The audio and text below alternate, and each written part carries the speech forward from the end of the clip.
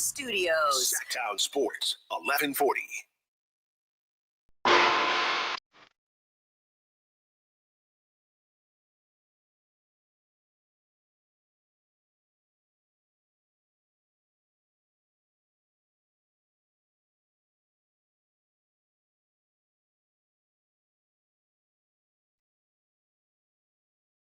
Your flagship station for the Beam Team, Sacktown Sports. Yes. Allen Stiles, Sacktown Sports, taking you up to 2 p.m. We are halfway through the week, and maybe technically we're not, but we will be halfway through the week by the time this show is over. Kyle Ledbetter behind the glass for us today. We got a fun show for you. So with the Kings not playing today or tomorrow, it gives us an opportunity to flex our other muscles a bit, flex our NFL muscles a bit, flex our NBA muscles a bit outside of the Sacramento Kings, flex our baseball muscles a bit. Justin Verlander, that's right, he's still playing. I got a funny story about Justin Verlander. His brother, actually, I played him back in my college days, so got a funny story that I'll tell at some point here during this show. So this is an opportunity to check out what else is going on in the sports world. But don't you worry, we still have a ton of Kings basketball to talk about. Domantas Sabonis, not only is he doing it on the offensive end, we have some pretty disrespectful stats that we will go over, just as far as how much DeMar DeRozan is being targeted. And some of those stats also reflect how much the Kings may be, for lack of a better term, hiding DeMar DeRozan. So we have those stats for you. Of course, we have a Bradley Beal, Jimmy Butler update for you as well. And we break down how the Kings have done in this winning streak, and not just the winning streak, but how the teams have done after playing the Kings. It lends itself to the fraudulent meter of this winning streak. Are they beating teams that just aren't very good or that are down bad, even though the Kings have been down bad? So we will discuss all that, and we teased this a little bit yesterday, and I do think it's going to be one of those really in-depth conversations of who's the odd man out of this rotation. I think there is an obvious answer. Look, I'm the guy who said, is there a smirk there by De'Aaron? Is there a not a wink, but a smirk there? Or the way he said, I went to sleep? I'm not trying to be Stretch Armstrong or Mr. Fantastic and go reaching again, but there is something I saw during the game with one of the guys that might have some questionable minutes moving forward that I just want to throw out there. Maybe you can guess who it is, but it's a non-starter who used to be a starter. So we will break down who that person is, what it feels like I saw. This is all just me, no sourced information. And could this be an issue moving forward? And as you look at the Clamps, that's the name of the music group that people are calling the defensive guards for the Kings. And you could throw Keegan in there too, even though he's not a guard. With Keegan Murray, you have De'Aaron Fox, Devin Carter, and obviously Keon Ellis. Could they be the best defensive guard rotation in the NBA? Somebody asked, are they the best rotation right now? Well, we'll look at some other guard defensive rotations and how do the Kings stack up. I think that it would be hard to put them in that conversation now, but at the same time, could they be headed in that direction? And the Kings are going to see them head on as far as one of those teams, the Boston Celtics, when we get back in action on Friday. Bill Belichick, turns out that Tom Brady gave his old buddy, old pal. And, I think everybody is a bit confused about that relationship. There was a lot of, is there Bill with no Tom Brady? Is there Tom Brady with no Bill? For a while, it felt like maybe they weren't on the same page. Well, reports are saying that Tom Brady tried to get Bill to leave North Carolina before he coached the game to head to Las Vegas. Who is going to be the next head coach for the Las Vegas Raiders? Doesn't seem like it's going to be Bill Belichick, but could it be one primetime Deion Sanders, Shedeur Sanders, bringing the Jackson State party to Colorado and now bringing it to Sin City. Could that be the case? Would you want that to be the case if you are a Raider fan? Would you be afraid of it if you're not a Raider fan? Or would it be a complete hashtag circus? You saw what I did there. Speaking of circuses, you have the Niners trying to turn back the clock with Robert Saleh. So Robert Saleh, it looks like the Niners are going to engage with Robert Saleh, but Robert Saleh has not one, but multiple head coach interviews, one of them being with the Jacksonville Jaguars. Should the Niners try to bring back that old thing, or should they just try to move forward? The biggest thing with the Niners and the decision to bring back that old thing is that the Niners have ran a specific scheme, okay? And as David Lombardi puts it, he had this, he posted this yesterday. This is uncharted territory for the 49ers under Shanahan and Lynch. There had never previously been a temptation to stray away from their established defensive structure. Even Wilkes in 2023 was instructed to first learn the 49ers system before sprinkling in his own ideas. So should the Niners continue in that structure, or is it time to try something new? They're afraid. And why wouldn't you be afraid? They've been a top defense. They've been so close to the Super Bowl, they could taste the confetti falling down right on their face. And then somebody forgets the overtime rules.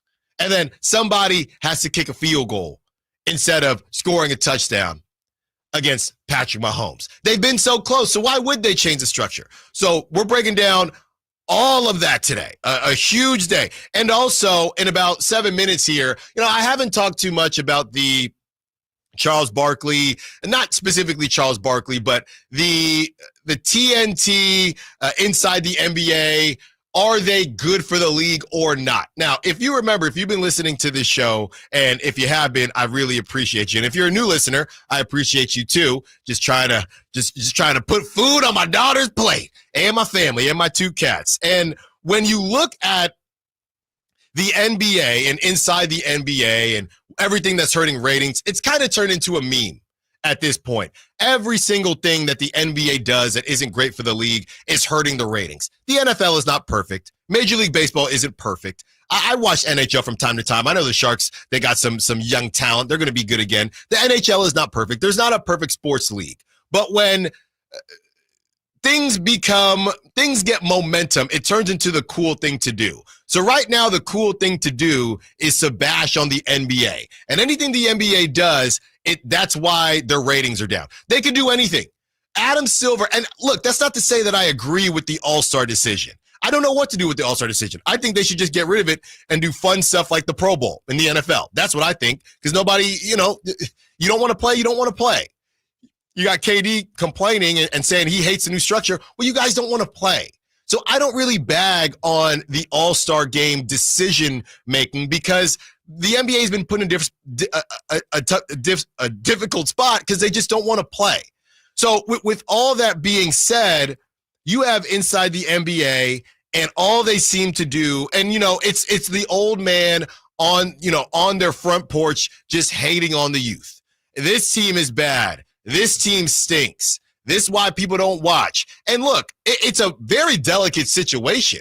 Very similar, dare I say, I got to be careful here, to our partnership with the Kings, right? You have to be able to be honest about things, but understand that you have a partnership, so you can't be disrespectful. Now, I don't have as much pull as Charles Barkley does in his job, so I tend to try to be careful yet honest when I'm breaking down the Kings.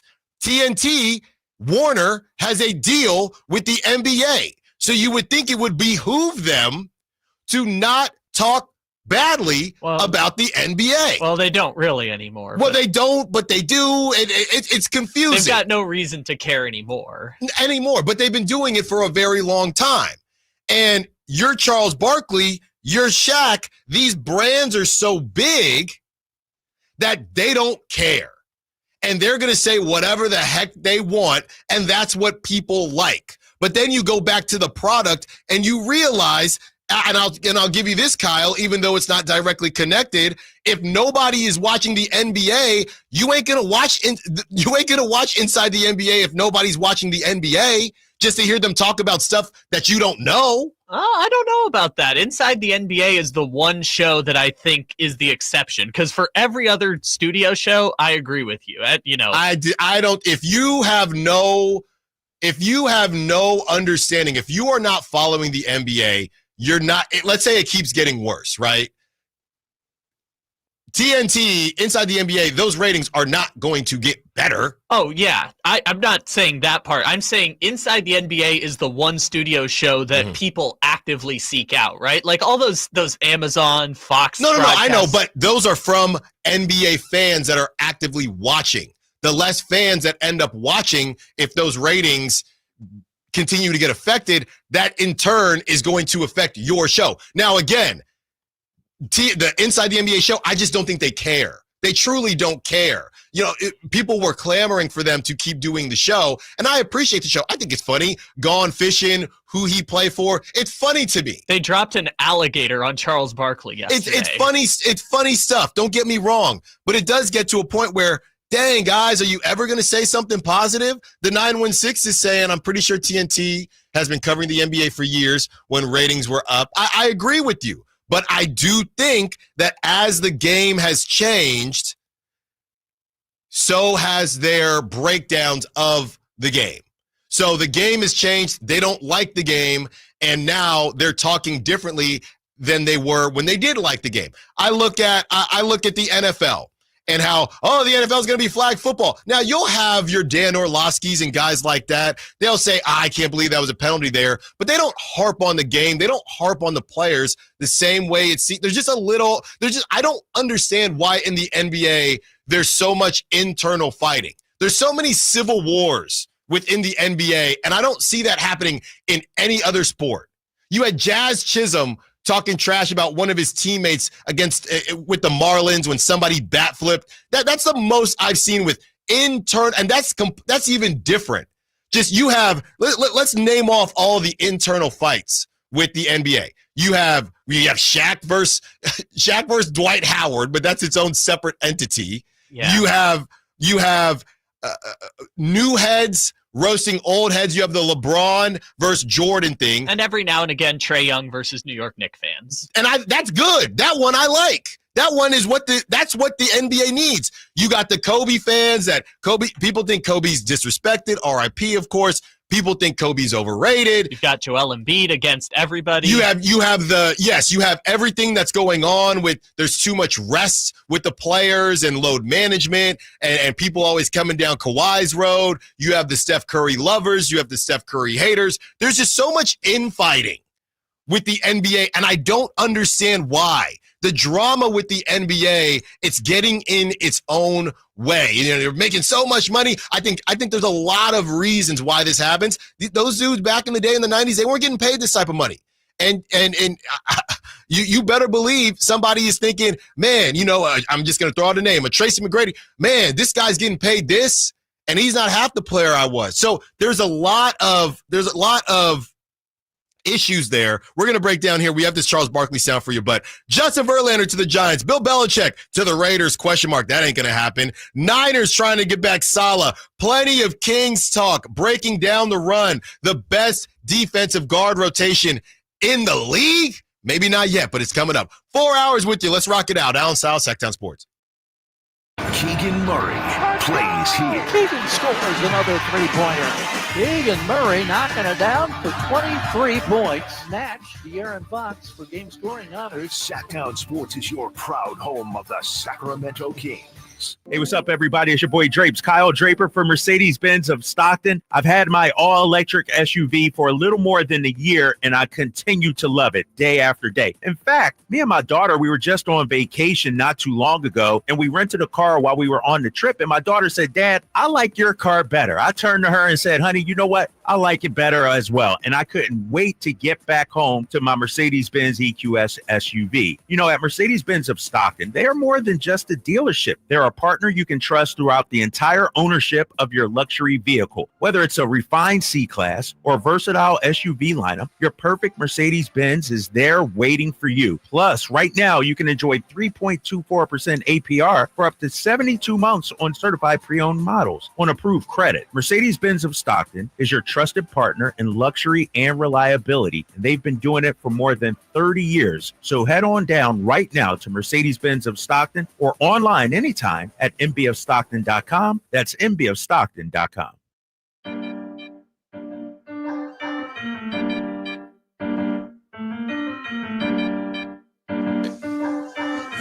Live and local, 6 a.m. to 6 p.m., Monday through Friday. Sacktown Sports. I might swerve in that corner, whoa, whoa. Just hold on tight, cause I tweak it, this is the let's go. And I heard that she wanna show, whoa, me who she be, I'm kinda with it, show me some more. Yeah, Jello. Shout out Kyle. This is the song taking over the world right now. LiAngelo Ball's Just hit Tweakers. the top 10 among hip-hop songs. This is it. I will say this. If you, like I said, millennial like myself, or even older than a millennial, it gives me throwback vibes to Nelly, to the Saint Lunatics, to that era. You know, throwback Lil Wayne as well. This is that era. Boozy, Bad, you know what? Boozy actually reached out to Jello, said, send me the verse. Send me the verse. And now all of a sudden, LiAngelo Ball should never pick up a ball again. That's crazy. And I don't think he should. That is crazy. I don't think he should. And you know what? Like, this is what I told y'all yesterday. Get in the booth, man. Get in GarageBand. I'm about to drop something myself about, you know, realistic, about changing diapers and having a toddler, you know? Relatable stuff. This song is relatable? No. Google the lyrics No, to it's this not song. relatable. It's relatable to somebody, not me, but I'll tell you what, I was in my car yesterday. Whoa. Dude, I was swerving. I cannot believe this story. This story is crazy. So what's the name of the actual rapper who did the beat?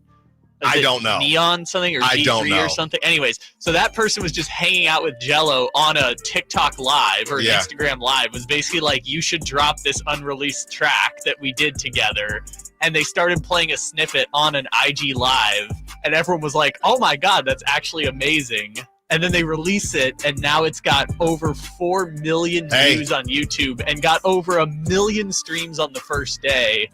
I have to look it up. I think it's one of the top 50 streams on Spotify, right? It's still no. I don't think it's on Spotify. It has. I think it dropped on Friday. Oh, on Spotify? I believe so.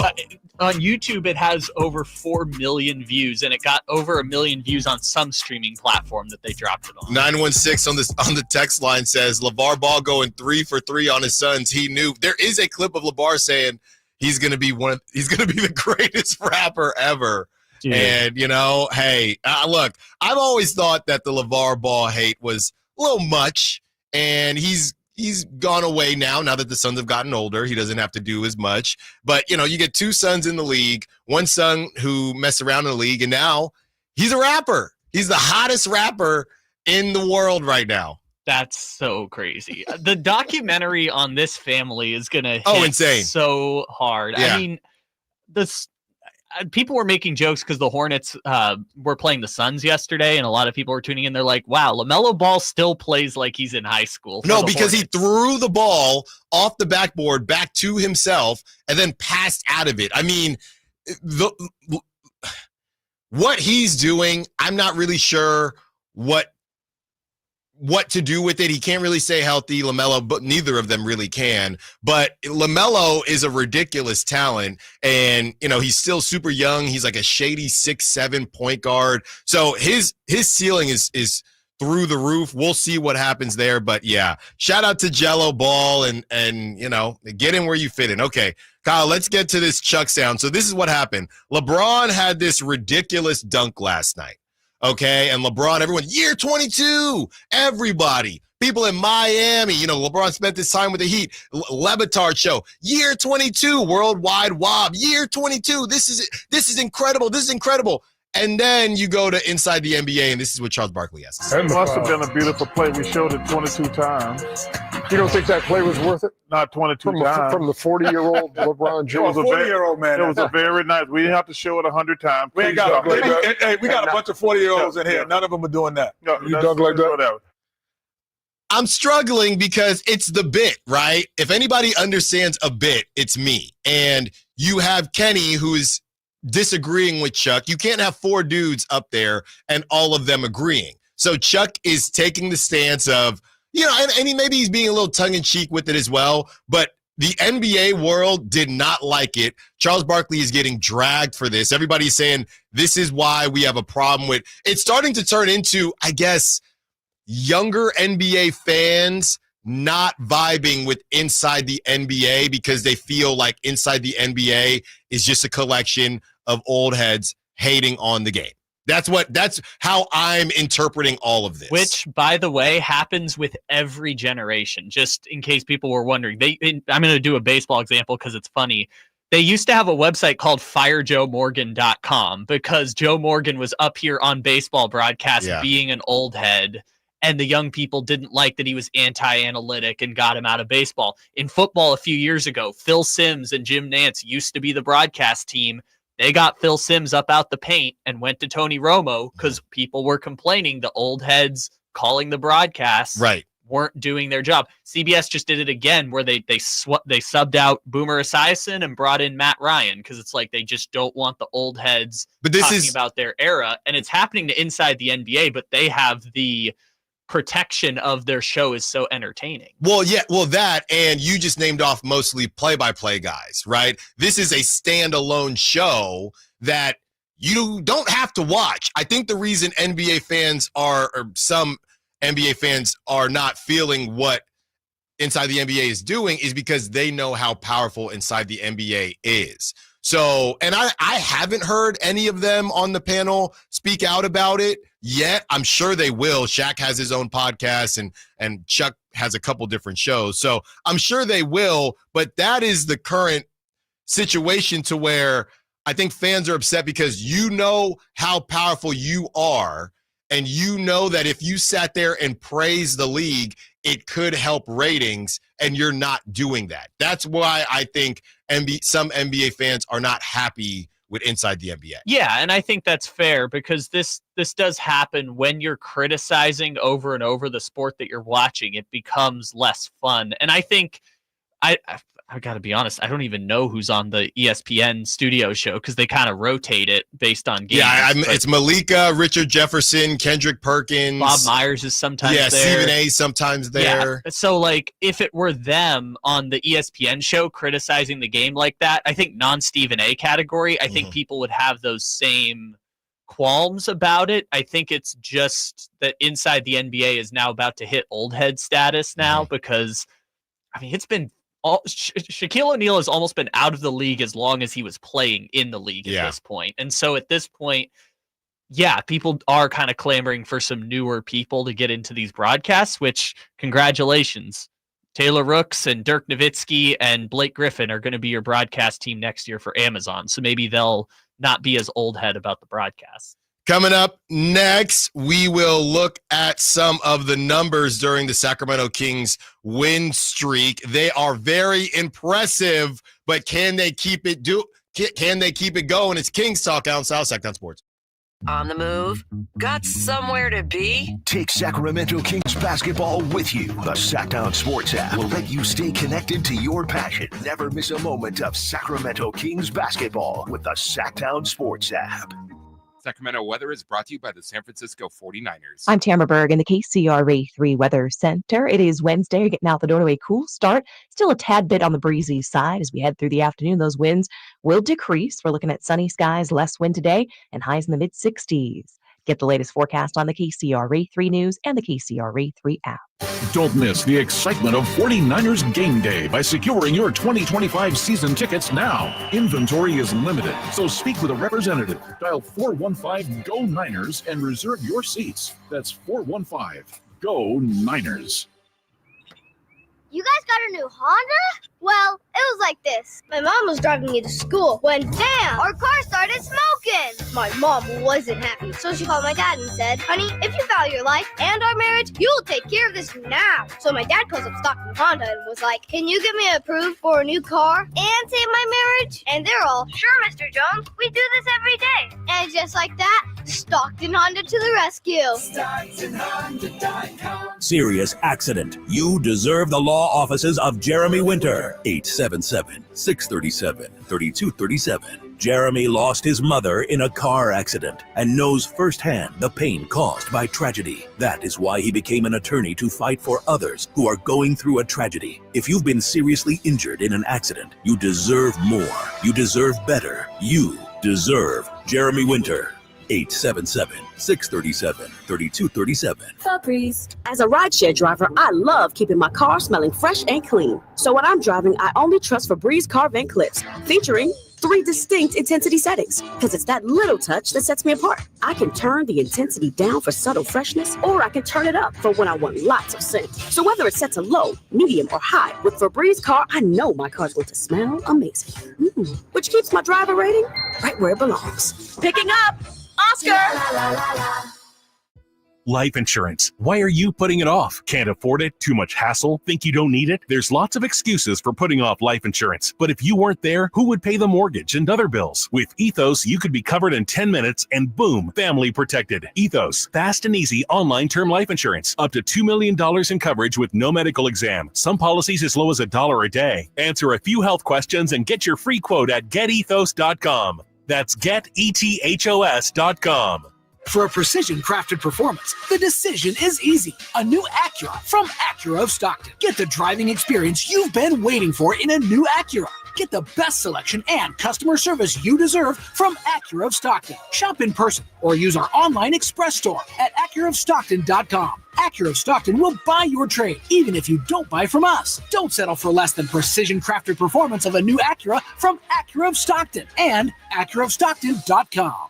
Did you know your skin is the largest organ of your body? Huh? That's why you should shower with Old Spice Super Hydration Body Wash instead of plain old bar soap. Love your skin by super hydrating it with vitamin B3 and glorious notes of vanilla and shea. Did you know that my super hydrated skin is the second largest organ of my body? The first is my heart. Old Spice. Men have skin too. Old Spice Super Hydration Body Wash. 24/7 renewing moisture. With daily use. Get in zone, AutoZone. Welcome to AutoZone. What are you working on today? Thinking about gas mileage? You know, changing your oil with a full synthetic oil like Mobil 1 can help your engine get more miles. Right now, you can get 5 quarts with an STP extended life oil filter for only $38.99. Get started on your next job today with the parts you need when you need them at AutoZone or AutoZone.com. Get in zone, AutoZone. Restrictions apply.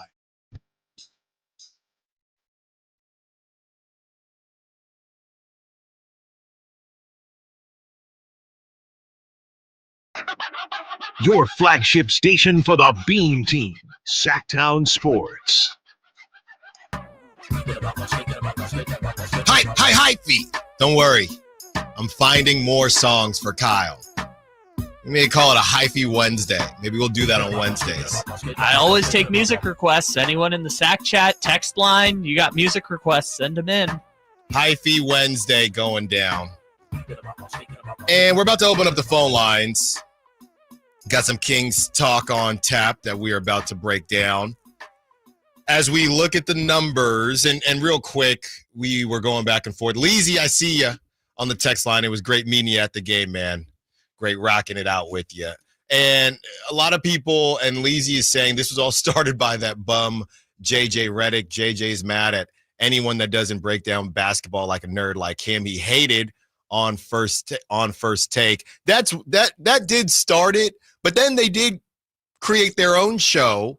What was it? Mind the Game, which was Chris Watkins' fave, and they started that show, and that was for less hot takey. My problem with JJ Redick is, JJ, you know where you are, right? The same, because somebody on the text line, when we were saying, Dwight Howard versus Shaq, somebody put in Zion versus fast food. Very good. Nicely done. And the same way JJ goes on First Take and gets upset about hot takes, that's like going into McDonald's and being upset that it's not Michelin star food. I mean, you have to know what you signed up for. You taken the check, and you're going to go on the show and complain. So I was glad that JJ shut up and made his own show because you knew what this was. We all know what First Take is. And then parlayed that show into becoming the Lakers coach. Outstanding work by JJ. Outstanding work. So I funny on the Zion Williamson piece. Yeah, the JJ thing didn't help, but JJ is not alone. Somebody said Shaq is the most negative guy, and maybe he is. I think they all kind of take turns. I think Kenny is really the most positive guy.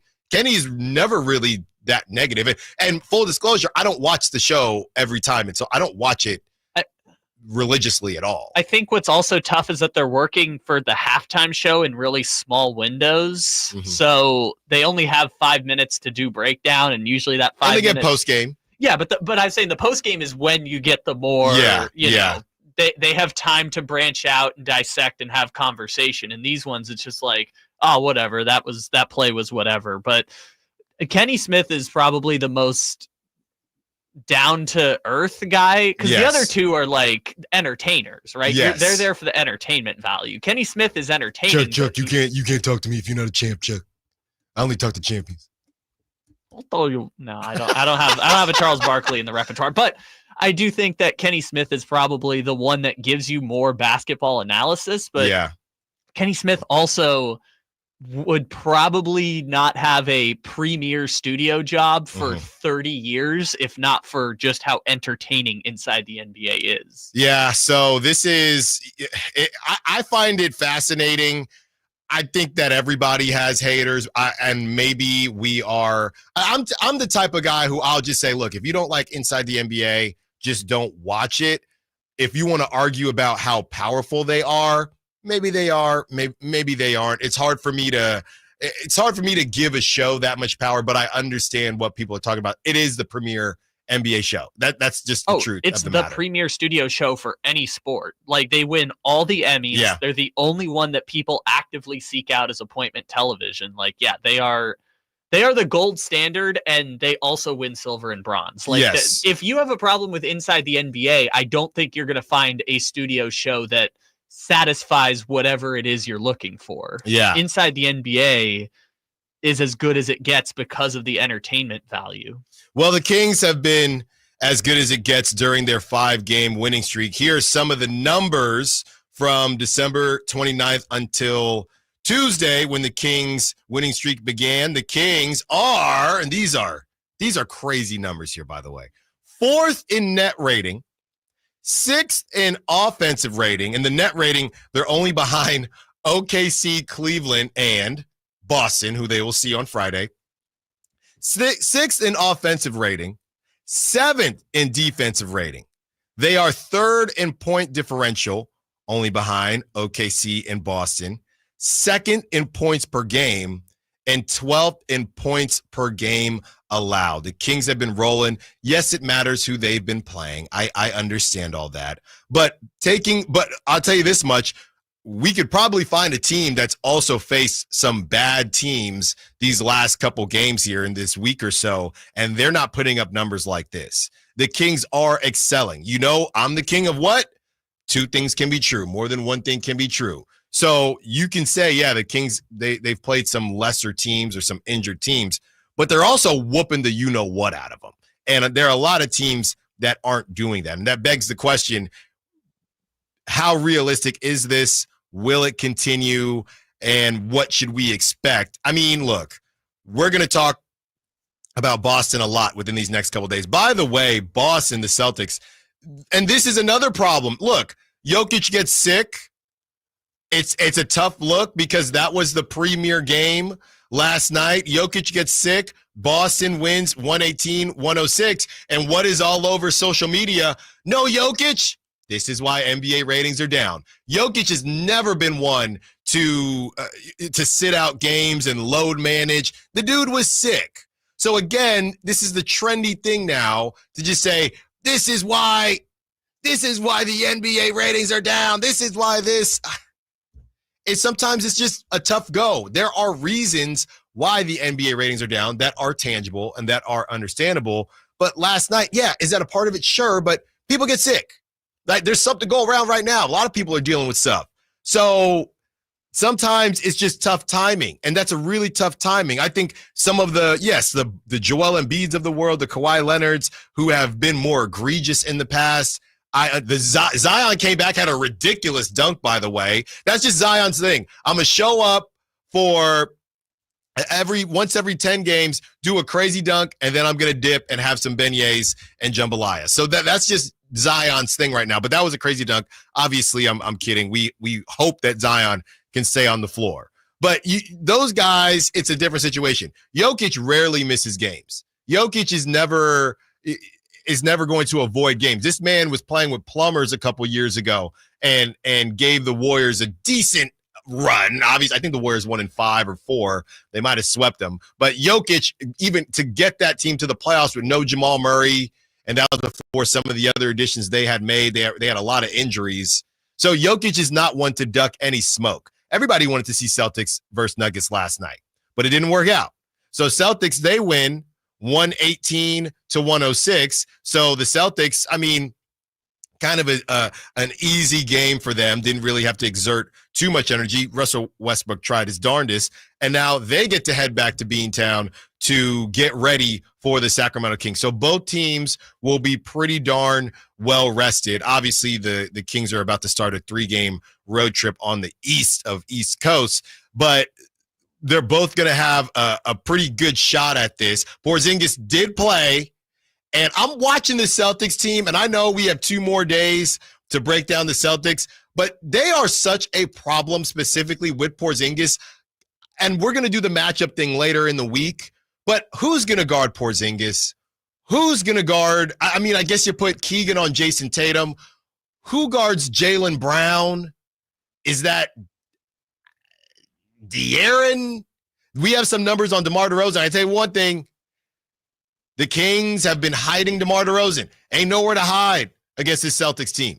There's nowhere to hide. So I don't know if is it Sabonis on Porzingis, I guess? Yeah, it has to be. It has to be. And then Keegan on Tatum. Last night they're still starting Al Horford. So maybe you put DeRozan on Al Horford. Yeah, I think but even that's terrible because Al Horford can still post you up. Yeah. I can't believe Al Horford's still doing it. Jason Tatum started, Al Horford, Porzingis. They got Al Horford listed as the forward, Porzingis as the center. Then you have Drew Holiday and Jaylen Brown. So Drew Holiday, who De'Aaron Fox has struggled against in the past, earlier in his career, then De'Aaron got some muscle milk, and he's played better against Drew Holiday. But Drew Holiday can kill you, too. And then their bench, Peyton Pritchard, Sam Hauser, Neemias Queta, revenge game is loading right now. So it's going to be tough. Like I said, we have more time. We have plenty of time to break all that down. But I watched a little bit last night, and I didn't like what I saw at all. Look, there's a big 3 in the NBA this year. It's OKC, it's Boston, and it's Cleveland, right? Those teams are above and beyond the best in the NBA. From start to finish, will probably be going into the playoffs, right? Those are the 3 teams we expect to see in the conference finals, and then someone else will come out of the West. I don't know, Memphis or Dallas. I don't know. Yeah. Someone will come out of the West who will be underdogs against OKC. But if you go back to the Kings and look at those numbers during the win streak, the Kings are not quite those teams, but they're right next to them. And that's really encouraging. I know it's a small sample size, but it's really encouraging because of how much ground they had to make up when they fired Mike Brown. They've made up a good chunk of that just in the last 5 games and are playing, again, 4th in net rating, top 7 in offensive and defensive rating. Over this 5-game stretch with Doug Christie, they've been playing like a legitimate playoff contender. I'm not saying they're OKC or Cleveland or Boston, but they're right in that tier right below them in terms of how well they've been playing. And the results bear that out with the 5-game win streak. And if the Kings lose, does that throw all this away? Look, what I said yesterday was that I would entertain not making a move if the Kings, if they show up against the Celtics, and if they win, they take care of business, right? Or even if it's ridiculously competitive. then I would entertain that. But really, we should be looking at this from a 3-game stretch. And somebody said yesterday, look, you got the Celtics, the Bulls, and the Bucks. They go 2-1. That's a really, really good sign. 2 teams in the Celtics and the Bucks that they struggle with on the road. If I'm not mistaken, the last time they had the Bucks, that's when Malik missed those free throws when they had an opportunity to win, and Malik tweeted, "I'll be better." So they had that game, and then Dame went Dame time, and Dame scored. That's right. He hit the buzzer beater. So a couple nightmare fuel type games for the Kings coming up. So you go 2-1 on this road trip. I'm feeling good about it, right? And now if you beat the Bulls but lose to the really good teams, you look at it a little bit differently. But we're going to keep on looking at this thing differently. Let's take a look at the win streak. Let's take a look at the teams that the Kings beat so far and what they've done since, trying to break down whether this win streak is fraudulent or not. Keep the songs coming, and we're about to open up the phone lines as well to hear from you, Sacramento. Allen Stiles, Sacktown Sports. The only place you'll find De'Aaron Fox is Sacktown Sports. Spins away from the defender, in the paint, soft floater. That's a great play by De'Aaron Fox. Hey, Sacramento, it's De'Aaron Fox, and you're listening to the home of the Sacramento Kings, Sacktown Sports. Your local sports leader. Powered engines running like new? Stable's proprietary formulas are proven by third-party testing to outperform the competition in keeping fuel fresh, preventing corrosion, and cleaning the entire fuel system. With Stable, you can have confidence you are doing the right thing for your engine's long-term health. Just pour into your gas can or fuel tank, then top off with fresh fuel. At every fill-up or when you store, start with Stable. Available where fuel additives are sold. I tried to quit smoking cigarettes probably hundreds of times over the years. 2 or 3 days into quitting again, I go get into a vehicle, and guess what? There's a pack of cigarettes in there. I mean, I've got the unlit cigarette in my hand. And I said to myself, why do I even try to quit if I'm going to cave so easily every time? Something clicked in my head that told me I can do this. Every attempt is part of your story to quit for good. Visit Kick It California today at kickitca.org. Ooma. What was that? That is business phone bliss with the Ooma cloud phone system. It handles all our voice, video, and messaging needs. You sound very calm. I am. Ooma has everything I need to run my business more efficiently, like virtual receptionist, call routing, and video conferencing. And it starts at just $19.95 per month per user, plus taxes and fees. Ooma. Nice. Find your business comm at ooma.com/radio. With Progressive's Name Your Price tool, you get coverage options based on how much you want to pay for car insurance. And then you decide how to spend the rest of your money because you're in charge. And right now, you're going to pay for groceries. But you decide what groceries. Just keep in mind you're running out of dishwashing soap. But you decide if you're going to buy that soap. Just those dishes won't clean themselves, will they? Remember, with Progressive's Name Your Price tool, we'll help you find coverage at a fair price. And then you're in charge. Progressive Casualty Insurance Company and affiliates. Not available in all states. Price and coverage match limited by state law.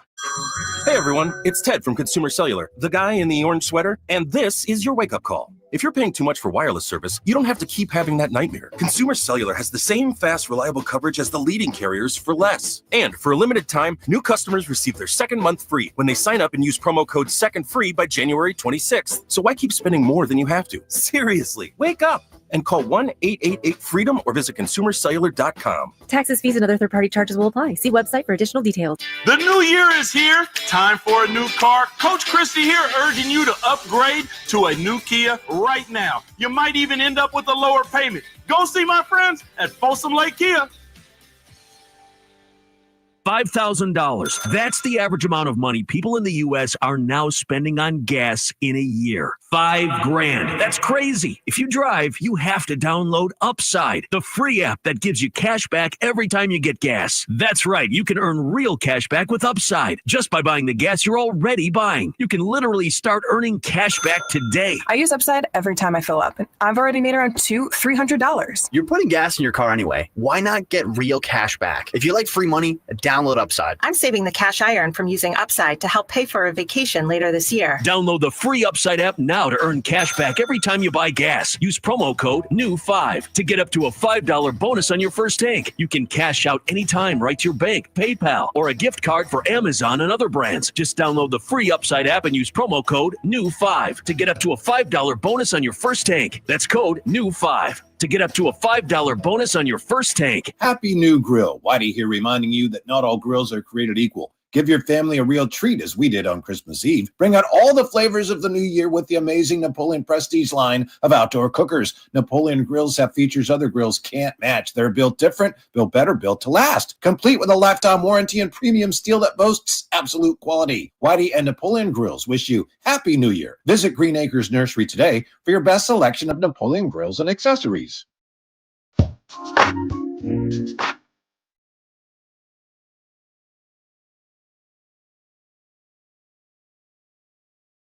Live and local, 6 a.m. to 6 p.m., Monday through Friday. Sacktown Sports.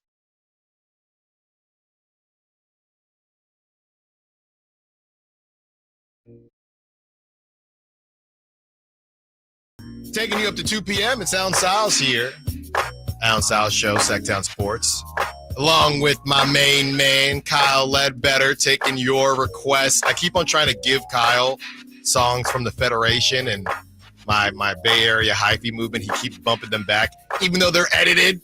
Sometimes, the edited. Sometimes you just gotta veto some things. As I'm trying to find some instrumentals. All they're editing is the curse words, not the content. Sometimes you just gotta veto it. Yeah. When people might be committing crimes in their songs, I have to veto it. We were having some fun yesterday with the idea as we talked about the coaching carousel and getting into coaching because you get paid pretty darn well even after you get canned. Mike Holmes, and I brought up possibly coaching baseball in my future. I'm not coming for anybody's jobs out here, but some of the high schools that I live by, I might be interested in partaking. Mike Holmes on the Sack Chat says, Stiles, would you consider managing the Fresno State Bulldogs baseball team? Yeah, I would, but, I think I'm about 20 years away from that. I got to get started now, Mike, but I appreciate the belief right there. I did find a job for you because I saw that the University of Colorado is posting their head baseball coaching position. I saw I'm Dion. That's what I was going to say. I'm Dion. Roy Wood Jr. had that joke. It's like Dion has a chance to do the funniest thing ever, but at the same time. That actually is crazy because he could. He could. He shouldn't, but he could. Wow. You want that job? Question mark. The ball flies out there with the altitude. My team will be hitting dingers all over the place. I don't think Boulder is Denver. Well, it's close enough, and Dion's going to help me. I'll be assistant under Dion, and I'll learn from him. And then I'll take over the program. And plus, sometimes he's going to have to go to spring games and stuff, so he's going to need an interim coach. That's right. That's right. He's got to go recruit one weekend. Allen, you're filling in as the head coach. Word on the street is interim coaches are hot right now because we know Doug Christie is, and the Kings are on a 5-game winning streak because of it, putting up video game numbers. We're not talking about numbers that are okay. We are talking about elite numbers, 4th in net rating. Okay, that's a combination of offensive rating and defensive rating. Now, to be fair, the Kings, their net rating wasn't bad under Mike Brown. They were top 10 or I believe 11, I think something they were like 11 at the time he got fired. So the problem was 11 and being 11th or 12th in the West, that don't jive very well. So you move on from Mike Brown, not only is their net rating, their offensive rating better, their defensive rating better, only behind OKC, Cleveland, and Boston, 2 elite teams, but they're actually winning the games on top of that. It's one thing to, what it reminds me of is, I was going to say somebody else, but me, my GPA could have been better, right? My GPA could have been better in high school. But when I took the SATs, my SAT score was pretty darn good. So what did that tell you? That tells you that it wasn't a problem with my intelligence. School was just not really jiving for me that well. It was there, but I wasn't putting it together. The intelligence was there, but I wasn't putting it together. The Kings had the pieces, but they weren't putting it together. And now they are putting it together. But let's talk about who they've been putting it together against. And I got to be honest with you, when I did this exercise, it didn't make me feel it didn't make me feel any differently about the win streak per se, but it did put things in perspective because the reality is the Kings have beat some teams that have not been in a great spot, right? Have not been in a great spot. So the Mavs, who I know that obviously Luka's not playing. I don't know if Kyrie, I know last night when the Mavs beat the Lakers, people were still calling them the G League Mavs. So I think Kyrie's still been resting this whole time, if I'm not mistaken. But the Mavs, since playing the Kings, are 1-4. All right, here's your lineup last night for the Dallas Mavericks. Okay. We have Spencer Dinwiddie, Klay Thompson, Najee Marshall, PJ Washington, Derek Lively, Quentin Grimes, Maxi Kleba, Jaden Harden. Okay, so essentially the same crew. Yes, just with Najee Marshall back from his suspension after hitting Nurkic with the right hook. So essentially a better team than what the Kings have faced. The Mavs are 1-4 since playing the Kings. You can do with this information whatever you want to do with it. The Mavs are 1-4 since playing the Kings. The 76ers are 1-2 since playing the Kings. And we know, like I said, it's too confusing to keep up with when Joel Embiid is or isn't playing. And obviously they don't have Jared McCain. And Paul George is just getting roasted by people. I think he had a pretty rough game in one of those two losses. But the 76ers are 1-2 since playing the Kings. The Grizzlies are 1-1 since facing the Kings. And obviously you have the Heat. What, you got something, Kyle? No, just Joel Embiid played in a 34-point loss, played in a 29-point win, and then didn't play last night. So very confusing. Yeah, that's it. That's literally what they're stuck with. Joel Embiid. I got a list of guys that I don't ever want to associate with Sacramento. High-level guys, I should say. Number 1 is Jimmy Butler. Number 2 is Joel Embiid. Stay away. Just stay away. Would have loved Joel Embiid 4 years ago. Sure, but now I wouldn't even entertain it. Joel Embiid or Domas right now. I did this weeks ago. Domas, and I'm not blinking at all. Joel Embiid or Jokic. Yeah, so that I think Joel Embiid is no longer an MVP candidate. I don't think he is. I think he got his MVP and he stopped caring about being an MVP candidate, honestly. The Bell's palsy and the torn meniscus and all that stuff. I'm not saying it's his fault. I'm just saying if you're asking, I'm just saying no thank you. Respectfully as possible, no thank you. So the 76ers 1-2 since playing the Kings. The Grizzlies 1-1 since playing the Kings. And then you have the Heat and Warriors. The Warriors are 0-2 because, I guess they're 0-1 technically because they lost to the Kings. And then, I know I can't spend too much time on the Warriors, but they're doing my boy Steph pretty dirty out there. I mean, he looked so just beat down last night. And I know out here in these streets, Steph, he shimmies and, he's definitely a showboater. I get all that. But Joe Lacob and Andre Iguodala was on a podcast talking about this. Joe Lacob thinking that he truly believes that anybody is going to care about the Golden State Warriors after Steph Curry retires. He actually believes that. He actually believes that Jonathan Kuminga and Brandon Podziemski is going to keep just rolling in. Huge crowds, parades, rings, championships. I mean, it just the self-awareness. Again, these millionaires, these billionaires, I think that's part of it, right? They've been so successful. Maybe I'd be the same way. I try to put myself in other people's shoes. And if I was a billionaire and I built something on my own and I bought this team and a player or players took me to these heights, maybe I'd feel like I was untouchable too. Maybe I'd feel like anything I touch will turn to gold. But I also have eyes. And I also watched Jonathan Kuminga and Brandon Podziemski play basketball. And you talk about what Steph did at Davidson. It was always going to be boom or bust. Nobody expected this from Steph, but there was always a chance, right? I don't see that with any of these young guys that they are unwilling to move. So the Warriors are a complete disaster. And I know you can dance on graves out here. I'm not, you can do whatever you want. And Kyle is doing some type of, please don't look at me in the eyes and dance like that, Kyle. Kyle is having some fun, but it's bad. It is tough sledding for the Warriors right now. So the Warriors are 0-1 since playing the Kings, and the Heat are now 1-0 because they beat the Warriors. Again, with no Jimmy Butler. Tyler Hero was questionable, but he ended up playing. And it wasn't even particularly close.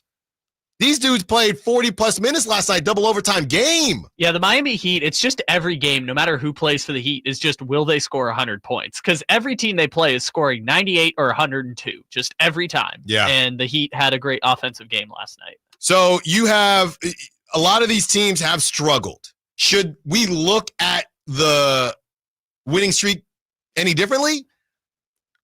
Maybe not. I don't think so.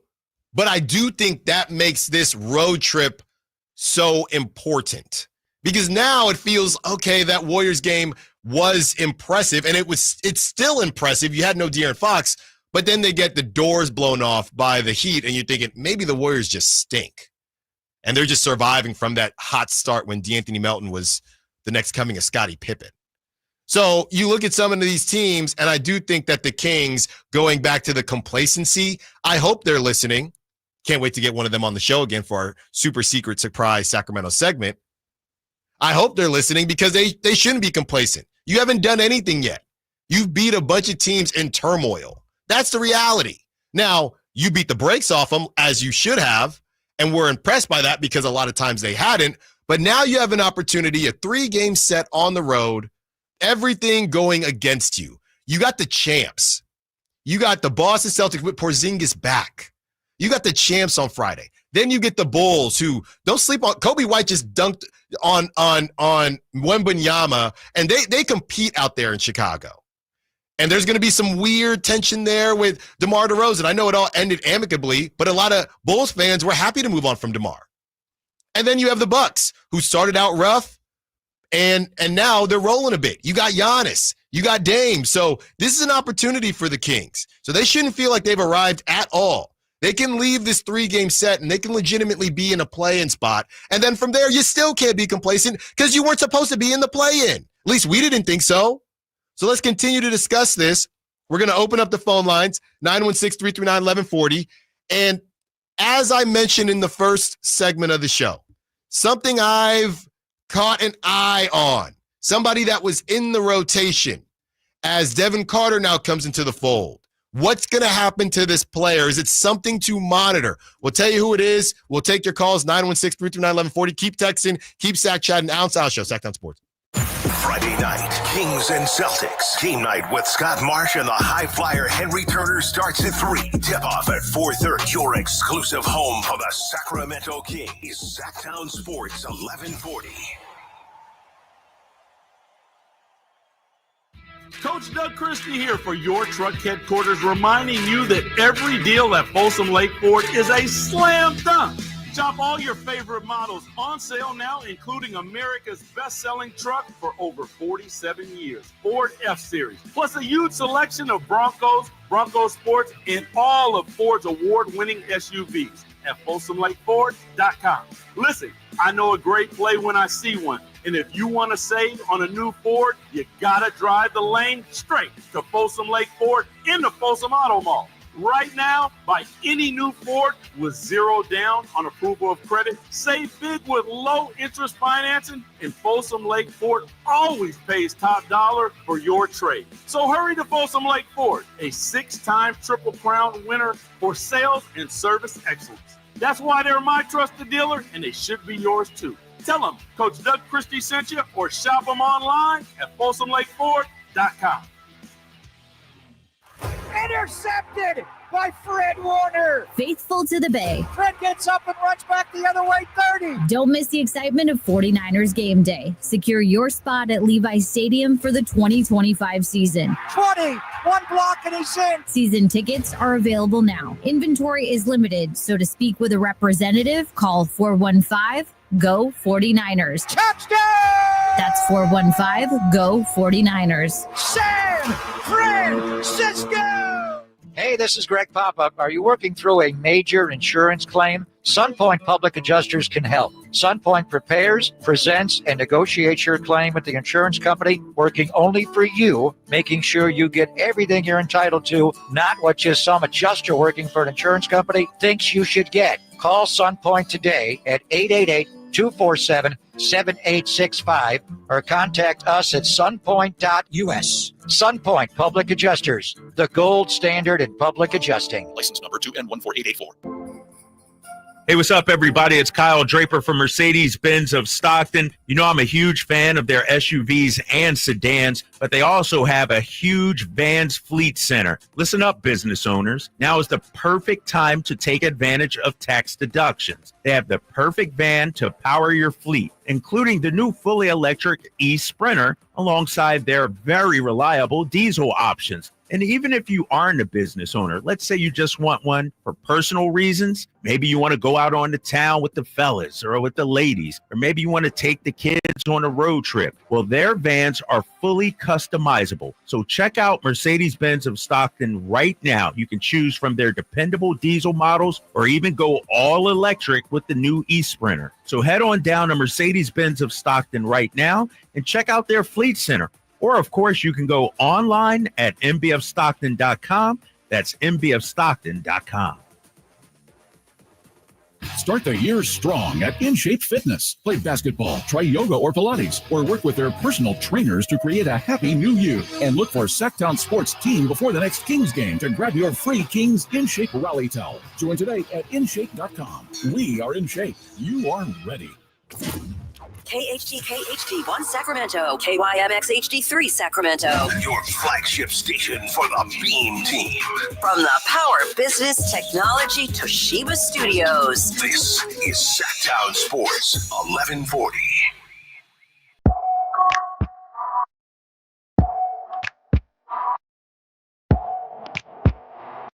Your home for Kings basketball for over 25 seasons. Sacktown Sports.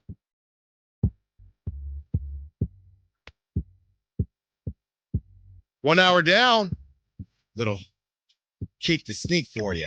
Hypey Wednesday. 1 hour down, 3 to go. By the way, speaking of music, Tweaker by Jello, G3 Jello, is out on Spotify right now and streaming services. 4.6 million listens so far. What is the date that it was released on? January 3rd, actually. Okay, so yeah, that was the thing I saw. It was released on some streaming service and got over 1 million plays. Okay, so the Lonzo tweet that I saw was from last week. It released on Friday. Yeah. That's what happened this past Friday. Is this on his actual Spotify profile? Is that the only song he has? Yes, he has another one I don't know that I can say on the air. Oh, okay. I'm guessing probably older at some point. Yeah, it has 150,000 listens compared to 4.6 million for Tweaker. Okay, sounds good. G3 Jello, formerly known as LiAngelo Ball. That's what. Really? I've never heard that one. Well, he's not very good, so that's what I always call That's a crazy story with that whole family, because I still think of him as the guy that stole sunglasses in China. In China. Which is still a crazy story. An absolutely crazy story. But that's who I still think of him as. I know the other Ball brothers have made it to the NBA, and Lonzo, Magic Johnson said there was going to be a Lonzo Ball jersey in the rafters in Los Angeles one day, but I still think of that kid as the guy who took the sunglasses in China. Well, I always thought LiAngelo just played the wrong sport. If you look at how he's built, I mean, the dude just should have played football. But, some people don't want to get down. And, hey, if you're asking me would I rather play football or be a rapper, as long as it's not, a rapper where there's any, guns involved, just and I don't think there are with Jello. He's just going to keep it chill, Chino Hills. So I would probably pick rapper. Over Chino Hills is a great comment. Chino Hills, I think I'm goody. So I think I'd rather be a rapper. So shout out Jello and shout out the Kings, how they've been rocking and rolling, doing their thing. And a lot of people were talking about the starting lineup. I'm not as much worried about the starting lineup. I think everybody is going to get their minutes as far as those players that were being discussed in the starting lineup. You have. And by the way, last segment we talked about who the Kings beat and their run, their 5-game winning streak. Is it fraudulent or not? Very good point being made by Bridget on the Sack chat, and we can't forget the Kings weren't healthy right? No Keegan Murray, their number one defender, and no De'Aaron Fox, their number one player. So obviously this run has not been fraudulent. We still need to see what happens. And I just think that there's still more for them to prove. This is an opportunity. How about that? It's an opportunity for them to go back east, do something that they have not done very often, which is win in Boston, win in Chicago, and win in Milwaukee. You don't have to win all three, but if you can find a way to beat either, you got to beat the Bulls. If you can find a way, or not, if you can just find a way to go 2-1, I think all of us would be very, very impressed with where the Kings are going. But as I discuss the starting lineup, and we did yesterday, what about the rotation in general? And look, I've already gotten in trouble once for trying to read body language, so I really shouldn't do this again. But I did feel like I saw something last game, and it wasn't anything ridiculous, and I am kind of self-proclaimed. I will reach at times, but it did feel like I saw something with Kevin Huerter. If at the very least he was,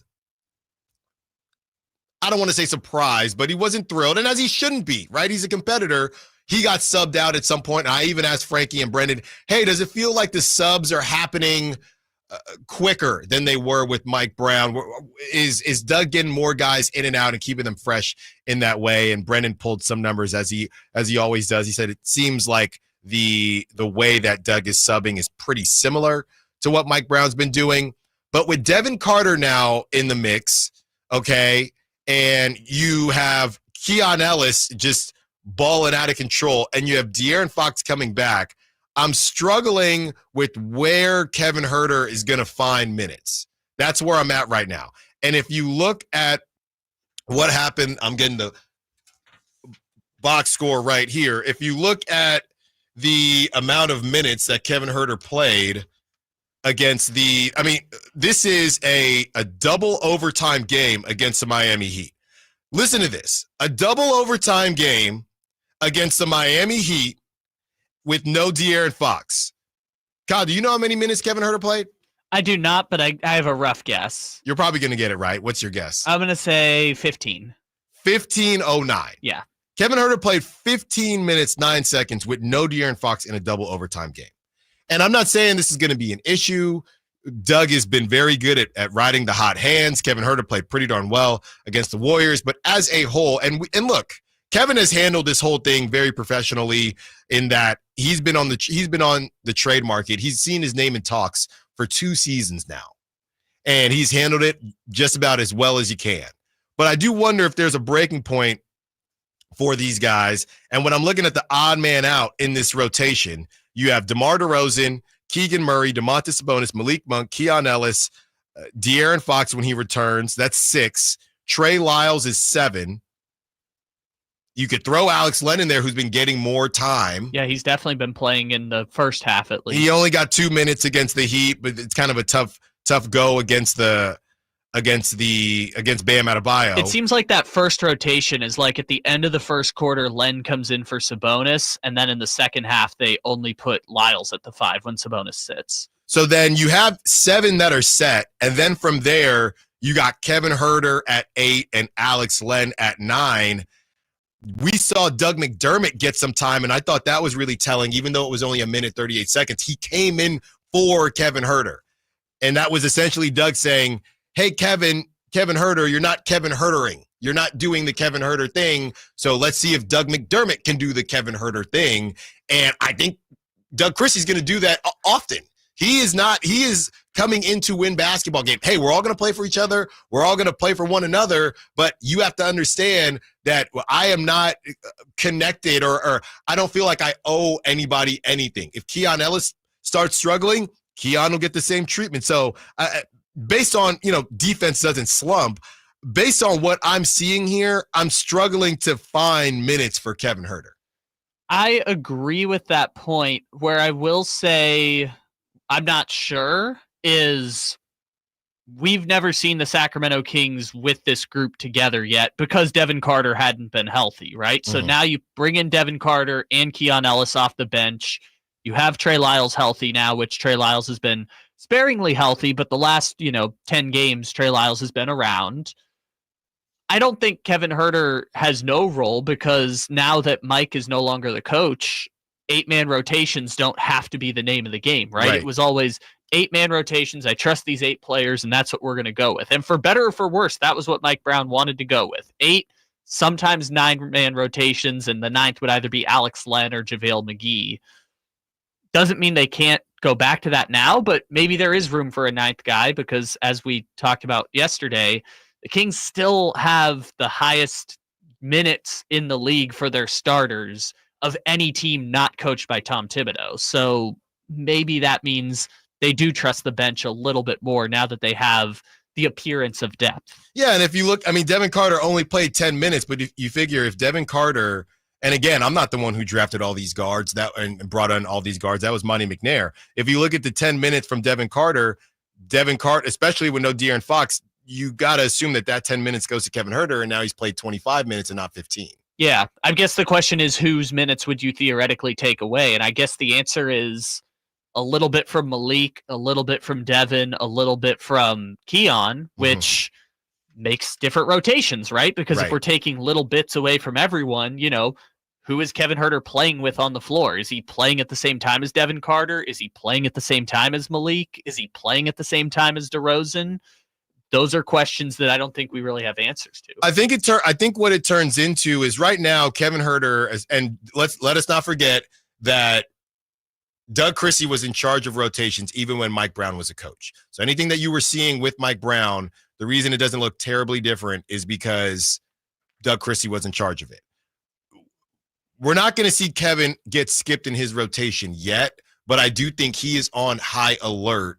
And there might be a point if he doesn't, he just got a shorter leash now because Devin Carter does more. So if neither of you are scoring, anybody can pass it. If Devin Carter understands the offense, he can pass it around just as good as Kevin Huerter. And then you have what Devin Carter can do on the glass and obviously on the defensive end, even though Kevin is 4 inches taller than Devin Carter. So really position-wise, it shouldn't be the same thing, but and Devin Carter tried to tell us, I can guard 1 through 3, maybe not every night depending on the 3, but I think right now Kevin is still going to get his spot in the rotation, and when he comes in, he'll come in, but I do think he is on high alert to produce in those spots. You're not just going to keep getting those spots, getting your spot in the rotation if you're not producing. And the other part I would add is Keon Ellis no longer has the short leash, and so I would suspect we are very rarely going to see lineups where either De'Aaron or Keon are not on the floor at any point, which was the case. It used to be they would go like Monk, Huerter, sometimes they would have Jay Crowder or Keegan Murray in there. Right. I would suspect almost every time we're going to have De'Aaron and or Keon on the floor at any time, and sometimes they're going to play together. So, yeah, that was something that I noticed. And, there are a lot of guys that do a lot of similar things. Now, nobody really does what Kevin does in terms of shooting the ball besides a Keegan Murray and a Doug McDermott to a lesser degree. But it's just if you're not shooting the basketball and shooting it at a high level, and then it turns into we don't want Kevin to feel like he needs to be selfish and take bad shots. So I think he's in a tough spot, but again, he's been in a tough spot before. And somebody on the Sack Chat said it's a good problem to have. Definitely a good problem to have.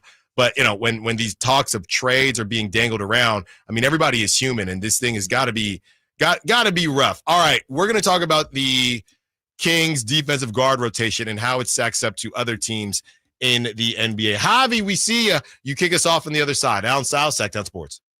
The only place you'll find Kevin Huerter is Sacktown Sports. Huerter's open, steps into 3. He's got the triple. Hey, Sacramento, it's Kevin Huerter, and you're listening to the home of the Sacramento Kings, Sacktown Sports. Your local sports leader. Wesley Financial Group is not a law firm. If you own a timeshare, don't miss this public service announcement from Chuck McDowell, founder of Wesley Financial Group. If you receive an unsolicited phone call or mail piece to discuss selling, renting, or especially canceling your timeshare, don't fall for it. If you really want out of your timeshare, hang the phone up immediately or throw that mail piece in the trash and contact your timeshare resort or Wesley Financial Group for assistance with your timeshare. As the only Inc. 500 timeshare cancellation company, our knowledge, experience, and results has made Wesley a trusted resource for over 40,000 families we've helped get out of their timeshare.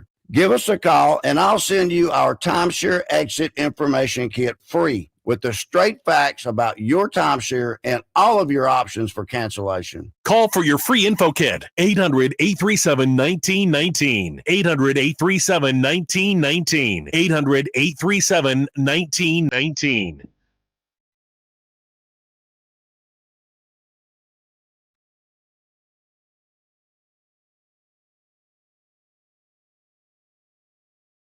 Live and local 6 a.m. to 6 p.m. Monday through Friday. Sacktown Sports.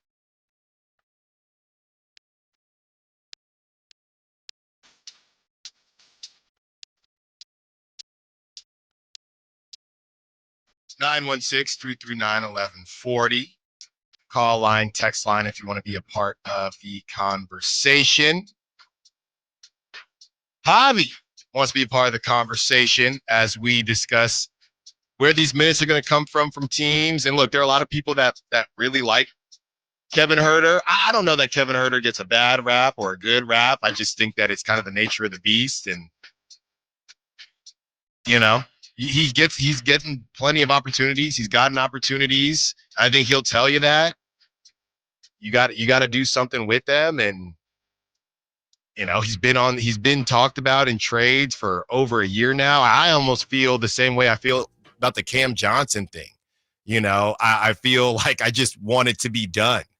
You're not ever going to say he's off the market, but, you know, I just can't. I guess what I'm saying is I'm just excited for the trade deadline to come so we just know who we're rocking with, right? So you already burned yourself out in December. I didn't burn myself out. It sounds like you kind of No, I didn't burn myself out. You got a little tired of all the trade talk, and it's the same names I love the trade. over. I love the trade talk. I just wish there were more names involved. Where Jeremy Grant at? I don't even want Jeremy Grant. Where Jeremy Grant at? Stiles, this was the whole point of creating our list of trade candidates. There are literally dozens of trade candidates. There are not dozens of trade candidates. You want to talk Nick Richards? You want to talk Duop Reese? Yes. You want to talk about Malcolm Brogdon? No. Or DeAndre Hunter? Yes. CJ McCollum? No. Jonas Valanciunas? Actually, CJ McCollum would be hilarious simply because, hey, CJ, I know it's 15 years later, but we got you now. Do you think CJ hates the Kings so bad if the Kings traded for him now, he'd be a brick on purpose just to spite the Kings? I don't think so. CJ McCollum is not good enough to choose to be a brick. He will go wherever he gets sent, honestly. You're saying you don't want to get in on Chris Boucher talk? No, I'm saying I am. I'm saying the same package that we've been talking about with Trey Lyles and Keon Ellis for Cam Johnson, or Kyle Kuzma doesn't even come up anymore. I don't know what's going on with Kyle Kuzma. Like I said before, I just stopped trying to figure out what the Wizards and Kyle Kuzma are doing. I thought they were going to break up 2 years ago, and now they're still together. Just pool boy and jacuzzi, losing games. Pool boy and jacuzzi. 916 says, why do we have to find minutes for Huerter if he's not playing well? Let him sit. I do think he's played well in spots. I think that it just, again, the Devin Carter thing. I do wonder what Kevin Huerter was thinking when Devin Carter was drafted. I mean, all the guards really, and I know Kevin's a bigger guard, but all the guards really when Devin Carter was drafted. To the texter's point, we're only 18 months basically removed from Kevin Huerter being one of the best shooting twos in the league, a legitimate scoring threat on the outside, and a starter on the best offense in the NBA. Like, it hasn't been that long But ago. it has been a whole season. It has. Last season, he had a pretty long leash. I'm not sure the first time they tried to put in Chris Duarte, but was it in December? Because I feel like it might have been. I think he got all the way through the calendar year without being benched at all. We could look it up, but my broader point is just that's a relatively short period of time to go from a productive contributor on the number one offense in the NBA to not even getting minutes on an NBA team. No, but Remember Joe Harris on the Nets? Of course. Remember when Joe Harris was supposed to be the X factor for the Nets because he played well for that stint? I'm not comparing Kevin Huerter to Joe Harris. What I'm saying is it changes quick.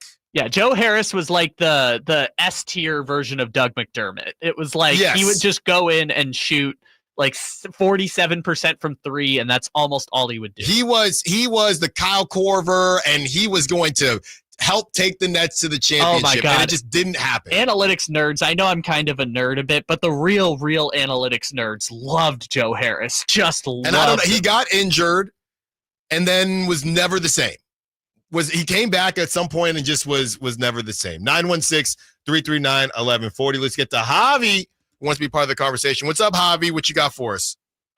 How you doing, Mr. Stiles? And with the guard rotation, I just feel like we need to make sure we understand, like, he's a combo, shooting guard, small forward with her and guards. We go De'Aaron, Malik, DeRozan, Keegan, Sabonis, and then, you have Carter, Ellis, and then Herter, and Lyles and Lynn, and you let them play stuff out of the rotation. If you guys want to play right, play correctly, play the way you needed to. Defense, rather, you still got McDermott and Crowder that are just there waiting in the wings for him to, if and when he slips up. But I want to have a question that I presented, and I'm going to beat this dead horse, figuratively speaking, until, a move is made. And I feel like we've done great in the last 10 days or so, 5-0 or 5-1 with Doug, 5-0, in the 5-win streak, obviously. But we have 14 of the next 18 on the road. Mm-hmm. We have a really tough 3-game stretch. And the next 18 games are pivotal, and I don't know, Kings fans, how they feel. I want the audience to say what they do, whether it's in the Sack Chat or call in. Do you feel more confident and most comfortable with the lineup we have now, with the roster we have, or I'm gonna sit there and ask? My preference is Jimmy Butler, but I would offer the Nets and the Miami Heat the same combination: Herter, Lyles, because you said that in expiring Kobe Jones, McLaughlin, and 2 firsts to Brooklyn for Johnson. Cameron Johnson, that is, Zaire Williams, and Deron Sharp. Or I'm calling the Heat and offering them DeMar DeRozan because you got to make more salary.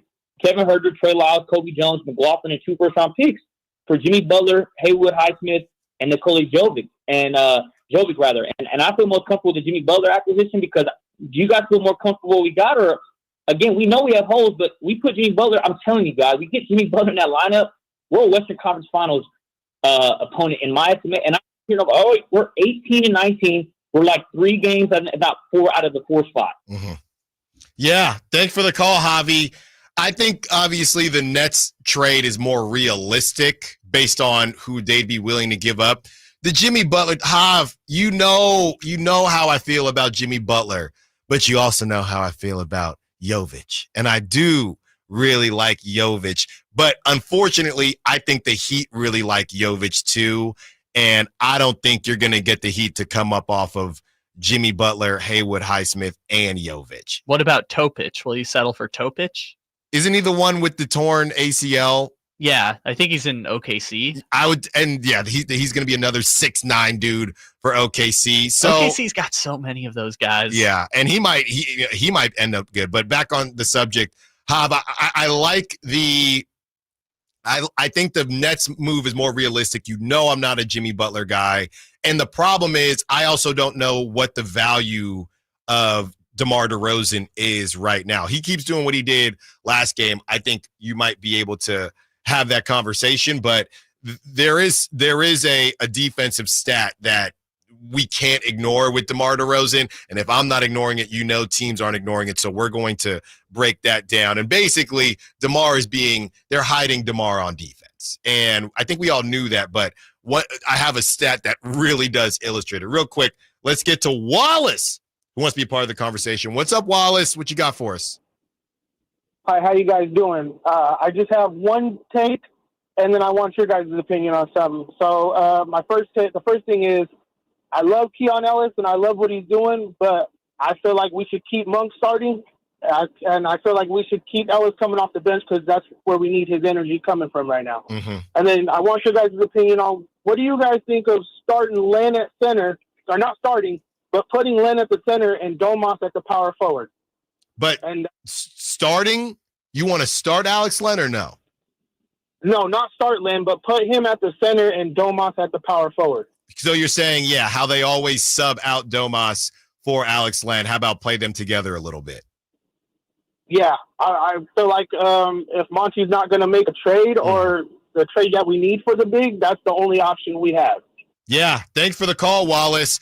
I don't think it's a crazy idea the way Domas has been shooting the 3 ball. I think the bigger conversation always is when we talk about Domas at the 4 is Domas guarding 4s. I do think that what Domas did against Bam is a good I guess, shout as far as Domas at the 4 because Bam is one of those hybrid guys. We'd have to go through a list of 4s and how comfortable do you feel with Domas guarding those guys? But offensively, the way Domas is shooting the 3 ball, I don't think it's crazy. I think it would still be kind of clunky. But and I think we did see Alex Len start with Domas once this season, maybe even more than once. Not start, but they've played together before. And it hasn't looked great. Well, so what it is to Wallace's point, it's the reverse. It's on defense, Domas guarding 4s and Len guarding 5s, but on offense, it's always going to be Domas at the 5, Len at the 4, because otherwise it makes no sense. Why would Len be under the basket while Domas is standing in the corner? Domas is the point center. And they did this. Len sat in the corner and was a spot-up corner 3-point shooter like Harrison Barnes used to be when they ran Len at the 4 and Domas at the 5. It's just for defensive purposes. Right. So I'm okay with seeing more of it. I don't know how much, and this isn't the time with the Celtics in a couple days and the Bulls and the Bucks. You probably wanted to see it now, but the way the Kings are playing, with this win streak right now, you just can't really change anything, and that's just part of it. All right, let's talk about this defensive guard rotation. More of your calls, more of your texts, more of your sack chat on the other side. Allen Stiles, Sacktown Sports. Friday night, Kings and Celtics. Team night with Scott Marsh and the high flyer Henry Turner starts at 3. Tip-off at 4:30. Your exclusive home for the Sacramento Kings. Sacktown Sports, 1140. Sacramento weather is brought to you by Folsom Lake Kia. I'm Tamara Berg in the KCRA3 Weather Center. It is Wednesday. You're getting out the door to a cool start. Still a tad bit on the breezy side as we head through the afternoon. Those winds will decrease. We're looking at sunny skies, less wind today, and highs in the mid-60s. Get the latest forecast on the KCRA3 News and the KCRA3 app. The new year is here. Time for a new car. Coach Christie here urging you to upgrade to a new Kia right now. You might even end up with a lower payment. Go see my friends at Folsom Lake Kia. It's Capital Casino, Sacramento's #1 poker room, and guess what? Primetime football is back. Capital Casino is giving away $500 per game in high-hand bonuses for every Sunday, Monday, and Thursday night primetime game. As always, offering the best food, the best service, and the best action with the most variety of games in the region, conveniently located in downtown Sacramento. So check them out, Capital Casino, and always remember to gamble responsibly. 1-800-GAMBLER. Sacramento's premier country music festival, Country in the Park, is coming back May 16th and 17th at Cal Expo with Bailey Zimmerman, Billy Currington, Cole Wetzel, Nate Smith, and more. You'll enjoy food trucks, rock walls, and a mechanical bull, line dancing, and more. Single-day GA tickets start at $52 at CITPFest.com. Country in the Park, May 16th and 17th with Hoblit Chrysler Dodge Jeep and Ram Center. Find out more at CITPFest.com. Time now for your 49ers report, brought to you by Jeremy Winter, attorney at law. He cares because he's been there. 49ers running back Isaac Guerendo exited the game early versus Arizona after being tackled just 2 minutes into the first quarter of play. Guerendo had to be carted off and did not return. After the game, Kyle Shanahan indicated the running back may have suffered an MCL injury. Niners lose 47-24 and finish the year at 6-11. Serious accident. You deserve the law offices of Jeremy Winter. 877-637-3237. Jeremy lost his mother in a car accident and knows firsthand the pain caused by tragedy. That is why he became an attorney to fight for others who are going through a tragedy. If you've been seriously injured in an accident, you deserve more. You deserve better. You deserve Jeremy Winter.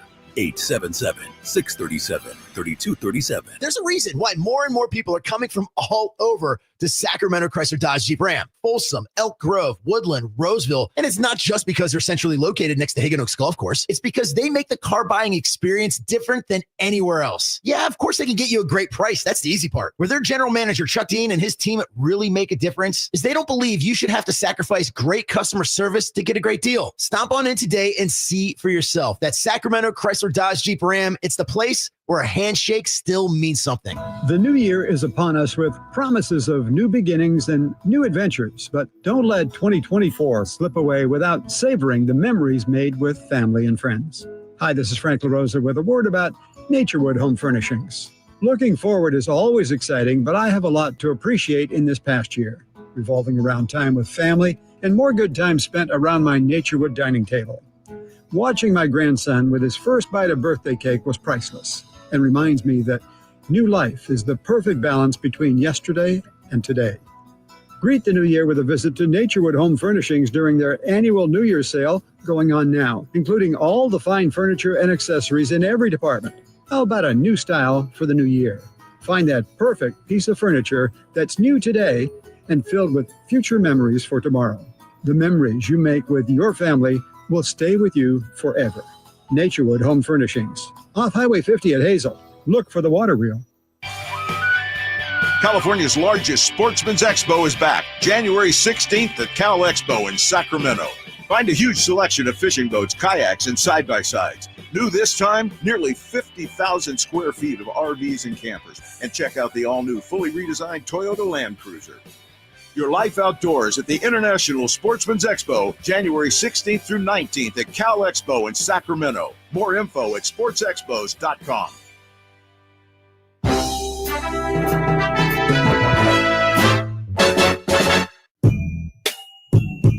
Your home for Kings basketball for over 25 seasons. Sacktown Sports.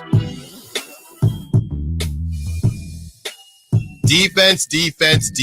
You know, Sacramento Kings fans, such ball knowers. They love defense just as much as offense. By the way, obviously the Kings haven't taken off yet. Frankie Cardicelli posted this about 40 minutes ago. De'Aaron Fox is on the floor for today's practice. Fox has missed the past 2 games due to a right glute contusion. So De'Aaron Fox, there's a video here, a little clip of him taking corner threes. So he's missed the past couple of games, and he's on the floor for today's practice. That is a good sign. I feel like De'Aaron is going to play on Friday. And obviously the Kings have been rolling. They've been rolling with De'Aaron. They've been rolling without De'Aaron. And you're going to need all hands on deck for this Celtics team. So, you know, a lot of people, does this make, the winning always makes somebody expendable. I think that's another funny thing about just teams in general, whether it be an NFL team and the quarterback gets hurt, but the backup wins a couple games, a basketball team. So the Kings have been winning. So that's made a couple guys expendable in some people's minds. And it's made De'Aaron Fox expendable to some.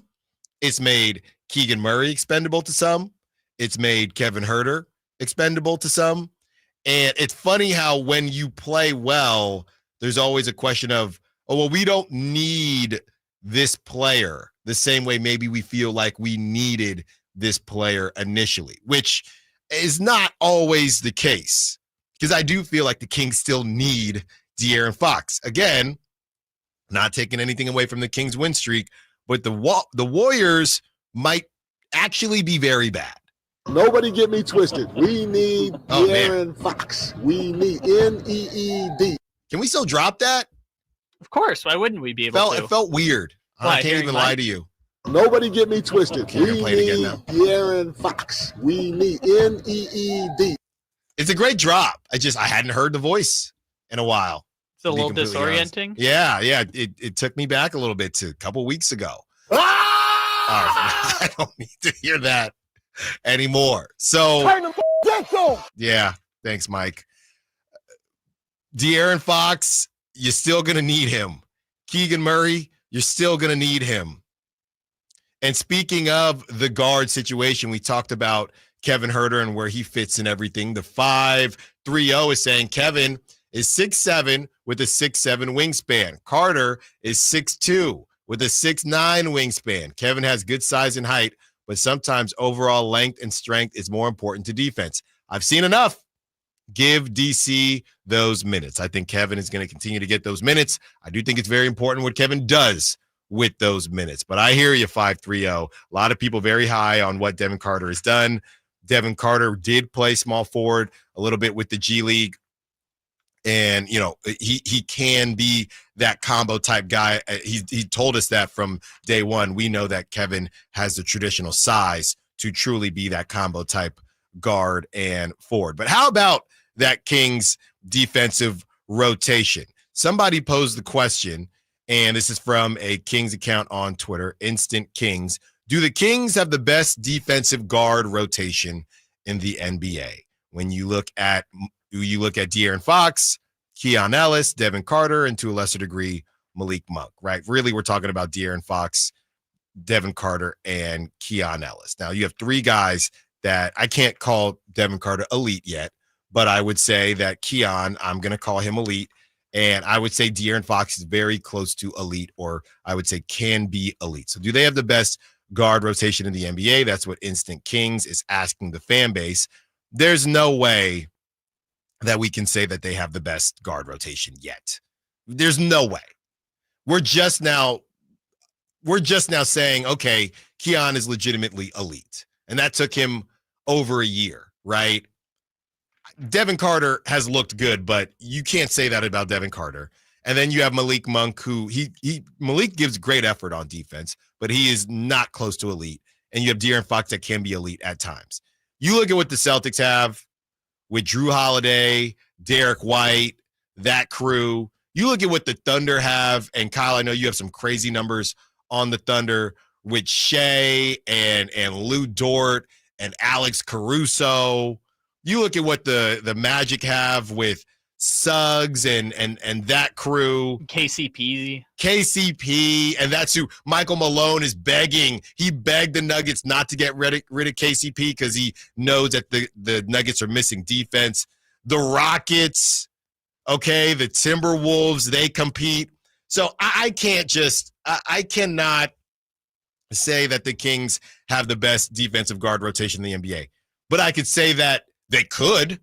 I think it's fair to say that they're working towards that being a possibility.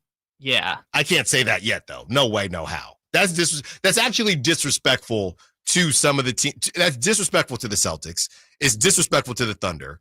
And it's really just disrespectful to those two. I would say disrespectful. I don't know that it's disrespectful to the Rockets or the T-Wolves or the Magic, but I'm not going in that direction either. But it is disrespectful to the Celtics and the Thunder to even try to put the Kings in that category after Devin Carter has played a couple games. Yeah, and last year there were a lot of really good defensive guards that beat out De'Aaron Fox for the all-defensive team, despite the fact that De'Aaron led the league in steals. Actually, Shai Gilgeous-Alexander also didn't make an all-defensive team last year, despite the fact that he also was right behind De'Aaron Fox in the steal number. I was looking up some of the numbers like deflections per game and defensive rating for teams just to kind of gauge where the Kings defense is at. And the conclusion I kind of drew from it is the Kings have two very great defensive guards, De'Aaron Fox and Keon Ellis. That's what they're working with on defense. Team defense is really good. Sabonis has actually been a really good defensive player this year. If you look at some of the numbers that I started to look at, like box outs per 36 and all sorts of stuff like that. But yeah, there are teams that have very, very good defense or great defenses with a plethora of very good guards. And you just listed some of them. Oklahoma City, they're so great as a team on defense that they have 4 of the top 5 guards in the league in terms of defensive rating. Yeah. They're so good that they have the top 3 and 4 of the top 5. It's crazy how OKC might be one of the greatest defensive teams of all time. So, yeah, you can't say that yet. I know a lot of people are excited about what the Kings are doing defensively. That's not to say that they're not really good. They could still be top 5 in the league, right? But saying that they're the best or even asking the question, I think is kind of crazy at this point in time. But maybe they'll get there, and we hope that they get there, and we hope that they get there in a short period of time. So we love what we're seeing from Devin Carter. We love what we're seeing from De'Aaron, of course, when he gets back healthy and he's on the floor. And we love what we're seeing from Keon Ellis. 916 says, why is everyone else's height get exaggerated, but Devin Carter's height gets minimized? The guy is 6'2.5", barefoot, so 6'4" in shoes, but I keep hearing he's 6'2".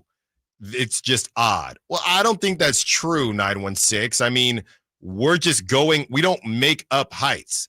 Devin Carter and he actually corrected Deuce and Mo. He corrected Deuce in a post game. Deuce said you're listed at 6'2", and Devin Carter said, well, I'm 6'3".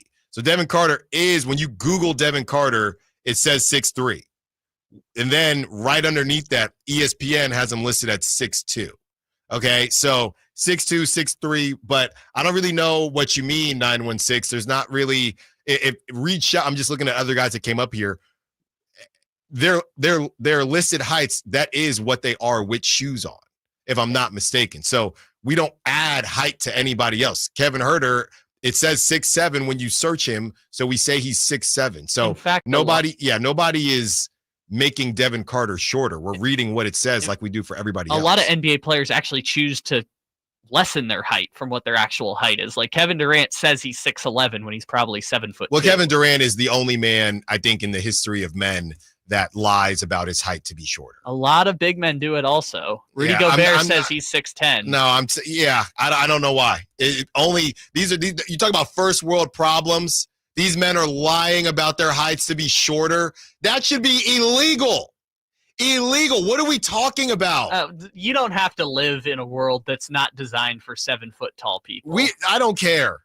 You lie about your height to be shorter. You're spitting in my face. You're spitting in the normal man's face. That's exactly what you're doing, Kevin Durant and Rudy Gobert. Give me a break. Joey, we'll get to you after the break. We'll continue the conversation. We look back on what the Kings have been doing and how active they are right now in the trade market. Allen Stiles, Sacktown Sports. Domantas Sabonis plays here. He finds Sabonis, put the frosting on the cake, put the cherry on the sundae. Sabonis with a two-hand flush makes it 114-106. Sacktown Sports is your proud home of the Sacramento Kings. Did you know that replacing garage doors is the biggest return on investment homeowners can get on improvements? Jason Ross here, and let me tell you about the Overhead Door Company of Sacramento, a family-owned and operated company with third-generation owners that's been in business for 71 years right here in Sacramento. With new garage doors from Overhead Door Company of Sacramento, you'll not only get the wow factor, but you'll also know that you're working with a well-respected and proven company. Residential and commercial, brand new garage doors, or repairs to existing doors, they do it all. Take advantage of their free at-home estimates on new garage doors or check out the showroom with no appointment needed. And while you're at it, mention me, Jason Ross, or Sacktown Sports and receive $100 off a new garage door paired with a new garage door opener. Check out their website at ohdsac.com or call them at 916-421-3747. Overhead Door Company of Sacramento, the genuine, the original overhead door. Always look for the red ribbon logo.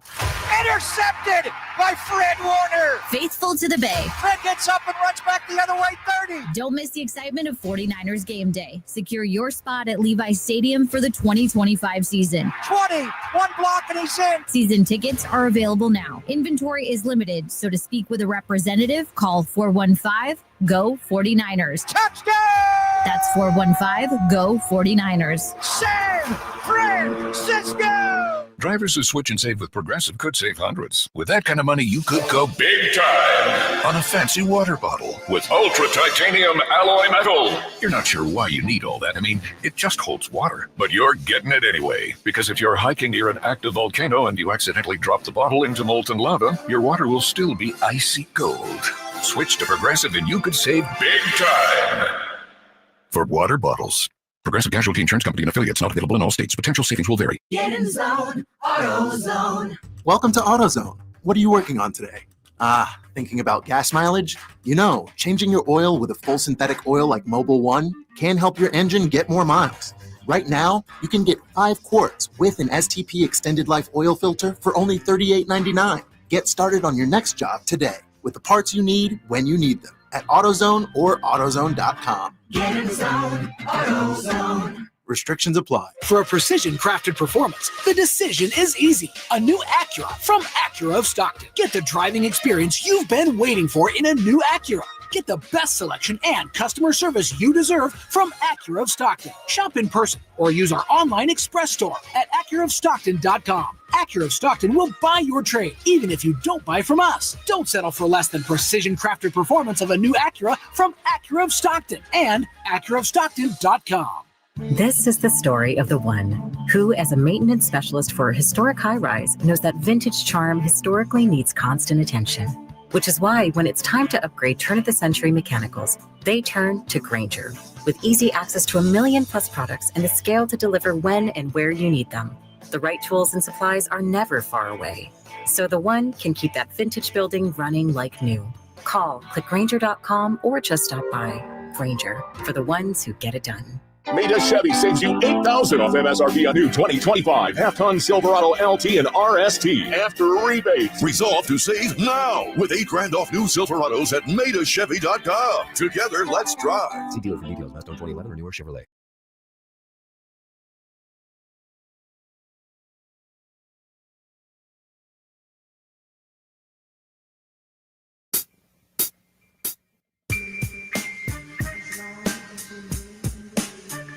Your flagship station for the Beam Team, Sacktown Sports.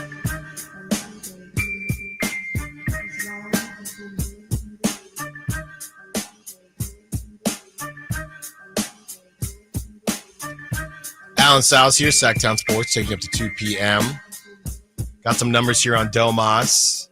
Got some info here on the Kings being very, very active in that trade market. Well, active in talks.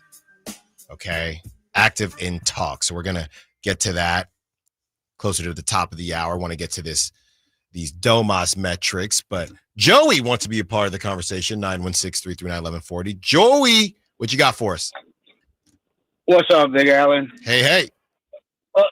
Hey, so, my curiosity is so piqued at me. But I wonder if do you think Mike Brown's paying attention to what's going on, or do you think he just went ahead and just washed his hands of Sacramento? Because I'd be curious to see, or how I would wonder how he would feel about what Doug Christie is utilizing certain players when he did not. Yeah, it's funny, Joey, that you mentioned that, or you asked that, because, and great question. I was talking to my buddies about this, and I think I also asked Frankie Cardicelli about it too. Just what do you think Mike Brown is paying attention? He's got to be.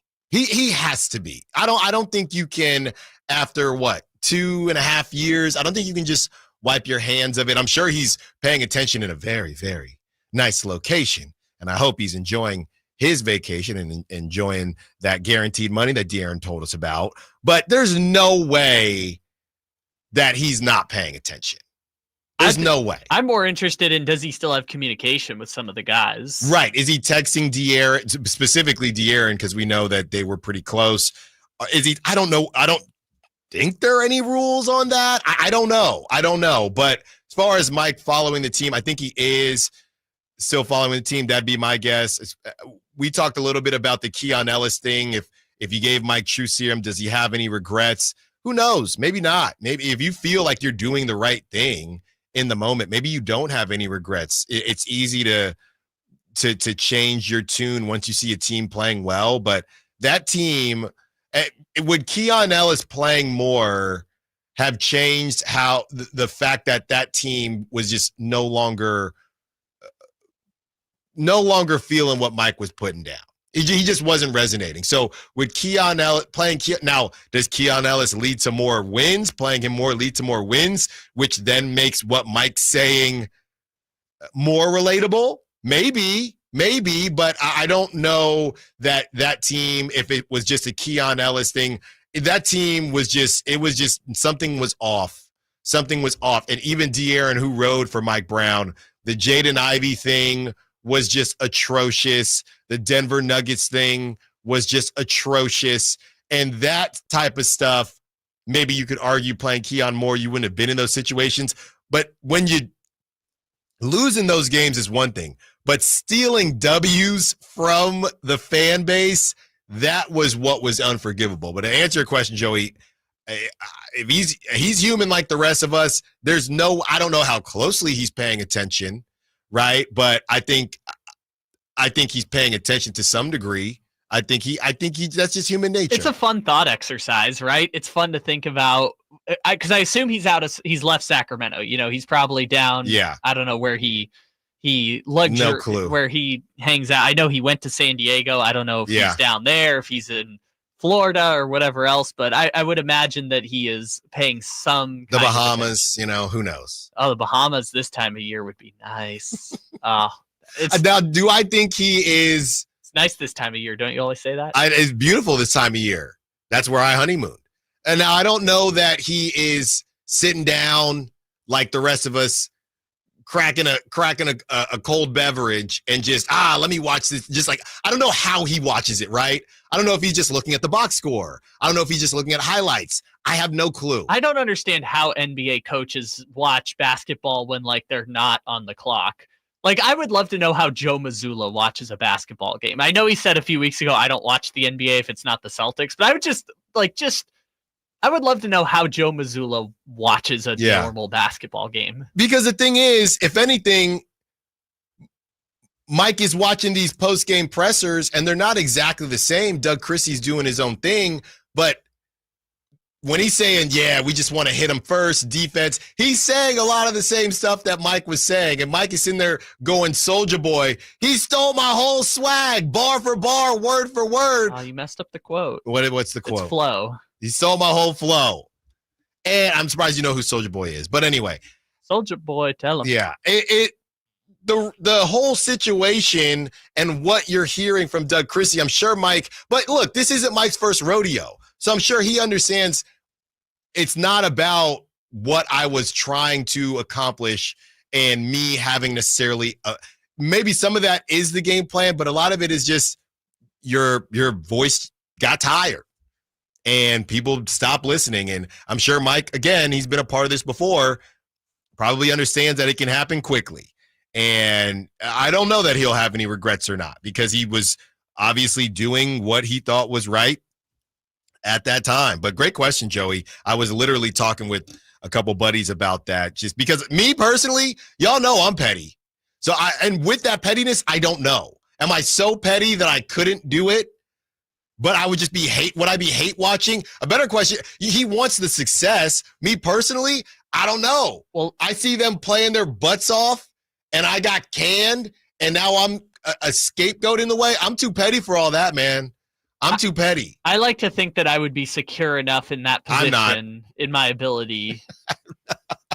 But I don't know. I've never been in a situation like that. I'm not. It's a very ego-checking thing to be fired, and even though it might not be your fault, have a 5-game winning streak right after you left. It's ego-checking, sure, but I like to think that I'm secure enough in my ability to not be bothered by it. And the way they did it with the phone call on the way to the plane, there's a lot of reasons for Mike to be salty. Let me ask, just a collective question.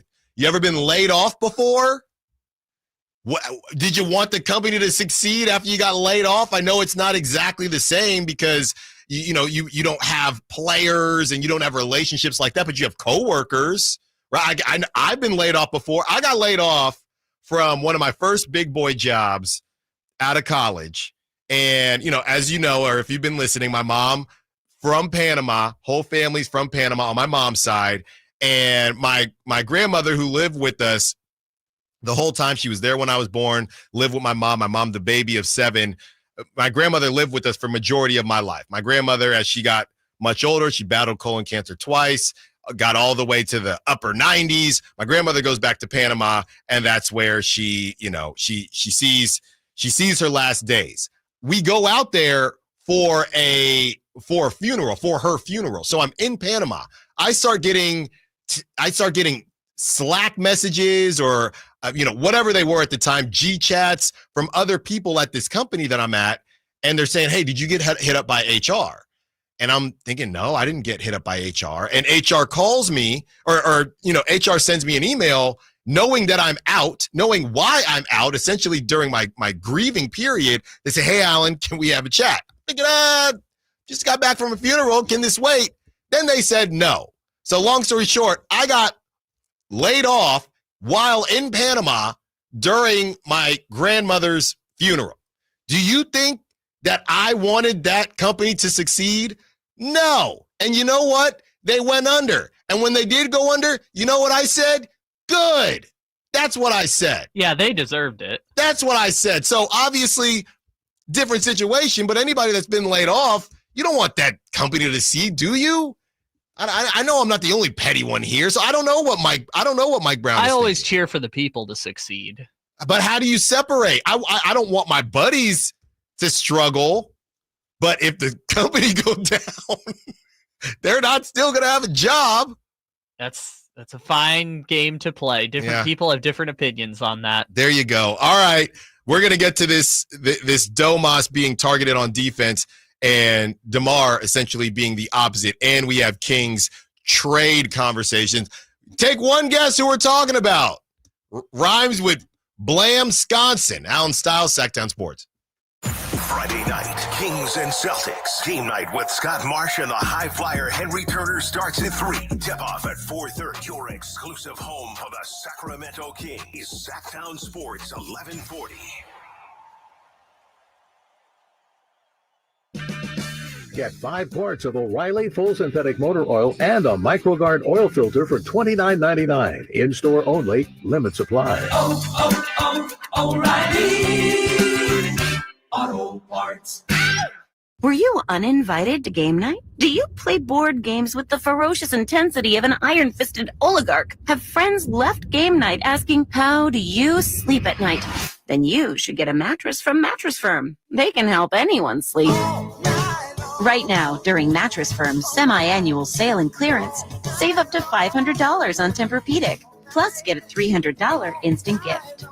Get matched at Mattress Firm. Sleep at night. Restrictions apply. See store or website for details. Got a drain that's clogged up? Or maybe a toilet? Or a faucet that just won't quit leaking? Kenny and Jerry are here from Bell Brothers, and we want you to know that it does make a difference which plumber you call. At Bell Brothers, we respect your time by showing up when we say we'll be there. Our technicians are all background checked and drug tested and will greet you with a smile.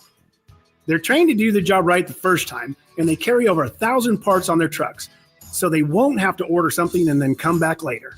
They leave the work area cleaner than they found it, and your final bill will be the same as they quoted. That's why they call us the No Surprise Guys. So if you need a plumber, it does make a difference who you call. Call Bell Brothers. Our number is 916-444-1234 or find us online at thenosurpriseguys.com. That's 916-444-1234 or find us online at thenosurpriseguys.com. The No Surprise Guys, Bell Brothers. California's largest Sportsman's Expo is back, January 16th at Cal Expo in Sacramento. We've got more tackle. Grab deep discounts on a huge selection of fishing gear, apparel, and accessories at the giant Fisherman's Warehouse booth. This is the place to discover your next adventure, nearby or around the world. Your life outdoors at the International Sportsman's Expo, January 16th through 19th at Cal Expo in Sacramento. More info at sportsexpos.com. Someone had a birthday. Yep, 50. Can't believe it. 50 years of wisdom. Great segue. We have health news, a CDC update. Pneumococcal vaccination is now recommended for adults 50 or older. Says here, we're over 6 times more likely to be hospitalized with pneumococcal pneumonia than adults under 50. I don't love those odds. Same. Look what I found. Pfizer's Prevnar 20 is proven to help protect adults against pneumococcal pneumonia and invasive pneumococcal disease in just 1 dose. And millions have already gotten it. Continued approval may depend on a supportive study. Don't get Prevnar 20 if you have a severe allergy to its ingredients. A weakened immune system may lower your response. Common side effects include injection site pain and swelling, fatigue, headache, muscle, and joint pain. For full prescribing information, please call 1-855-213-2138. Visit Prevnar20.com or talk to your doctor or pharmacist. I'm on Prevnar20.com now, scheduling my appointment. Good idea. And happy 50th. A new Honda? Nice. Well, it was like this. It was a super hot day, so we all stopped for some ice cream. When bam, the AC went out. My dad started sweating and was all, man, I stink. And my brother was like, I hate this car. And my mom was all, I'm dying in here. Then I said, it's time to call Stockton Honda. Then Dad was like, honey, you're right. I knew you were my favorite. And just like that, Stockton Honda to the rescue. StocktonHonda.com. KHD HD1 Sacramento, KYMX HD3 Sacramento. From the Power Business Technology Toshiba Studios. This is Sacktown Sports 1140.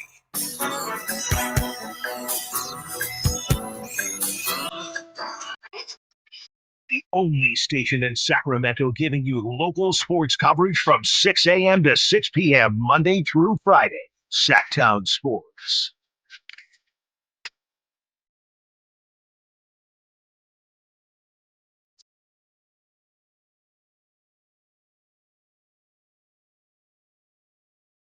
Two hours down, 2 to go.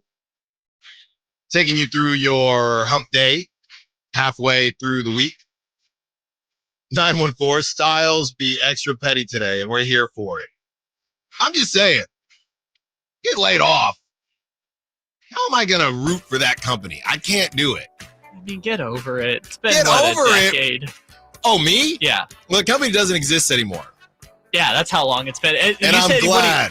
I'm not gonna say your age, but like if it's one of your first big boy jobs out of college and the company doesn't exist anymore, like it might be time to. I'm over it. I'm just saying at the time, did I root for their downfall? Funny because I had friends there, right? Coworkers there. And like you said, Kyle, I didn't want them out of a job, but did I want the company to go public and have all this success without me? No, hell no. Of course not. Hell no. So it's a tough situation. Mike Brown, probably a less petty man than me. He's been around it. And there's also 20 to 30 million reasons why Mike Brown can be a less petty man than me as well. What's crazy about all of this is like the third worst way Mike Brown has been fired before, which again is not saying what the Kings did was right. It's again, no defense for it, indefensible. But Mike Brown also got fired by Dan Gilbert in the middle of May because Dan Gilbert thought Mike Brown getting fired would keep LeBron James from leaving when he did the decision, and got fired by the Lakers for no reason other than Jerry Buss was old. And Jerry Buss was like, I've only got a few months to live. I have to try and make this work. And by the way, he didn't even live to the end of the season. So he's been fired in some weird ways.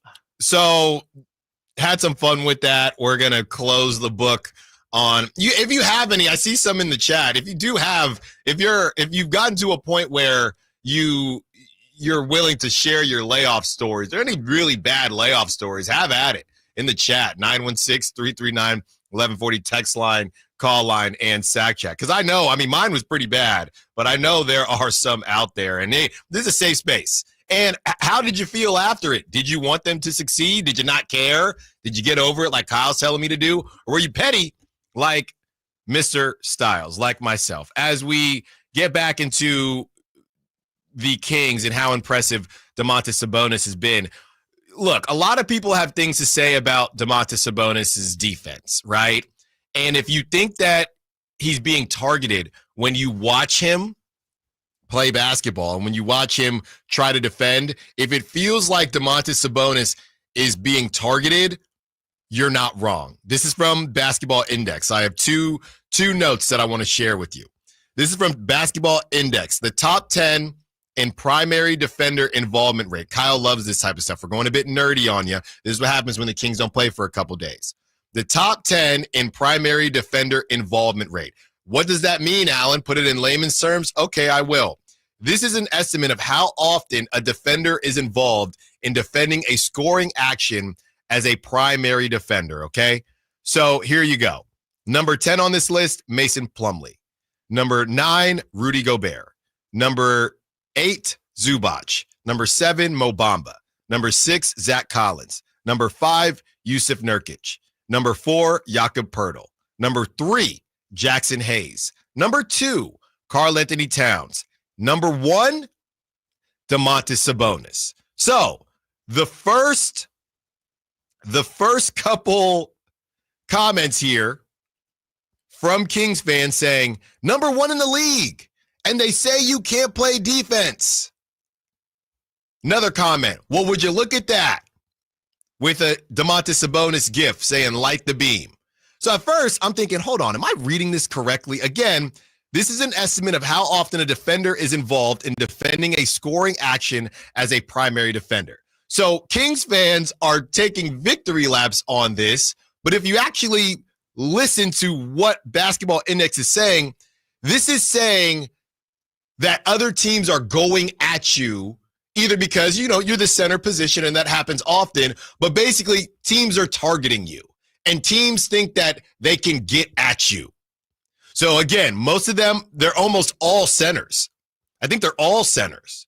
Yes, all of the ones at the top are centers, which makes sense, by the way, because centers are often at the center of the action, right? If Tyler Hero drives to the lane and puts up a layup, Domantas Sabonis is involved in that offensive play because he's usually the one who's rotating to help or throwing up a hand or doing something like that. And in the big bar chart, it's like nearly 90% of all offensive plays involve Domantas Sabonis in some way. So part of that, I think, is guys going at Domantas Sabonis. And also, I think that that's Domantas Sabonis not running from the smoke, and to still put up the numbers that he's putting up offensively when on defense, people are trying to lick their chops and go after him. I think it just adds another layer to what Domantas is doing and how impressive it actually is. Yeah, and on the flip side, you'll see some of the names that are on the opposite end of involvement rate are guys that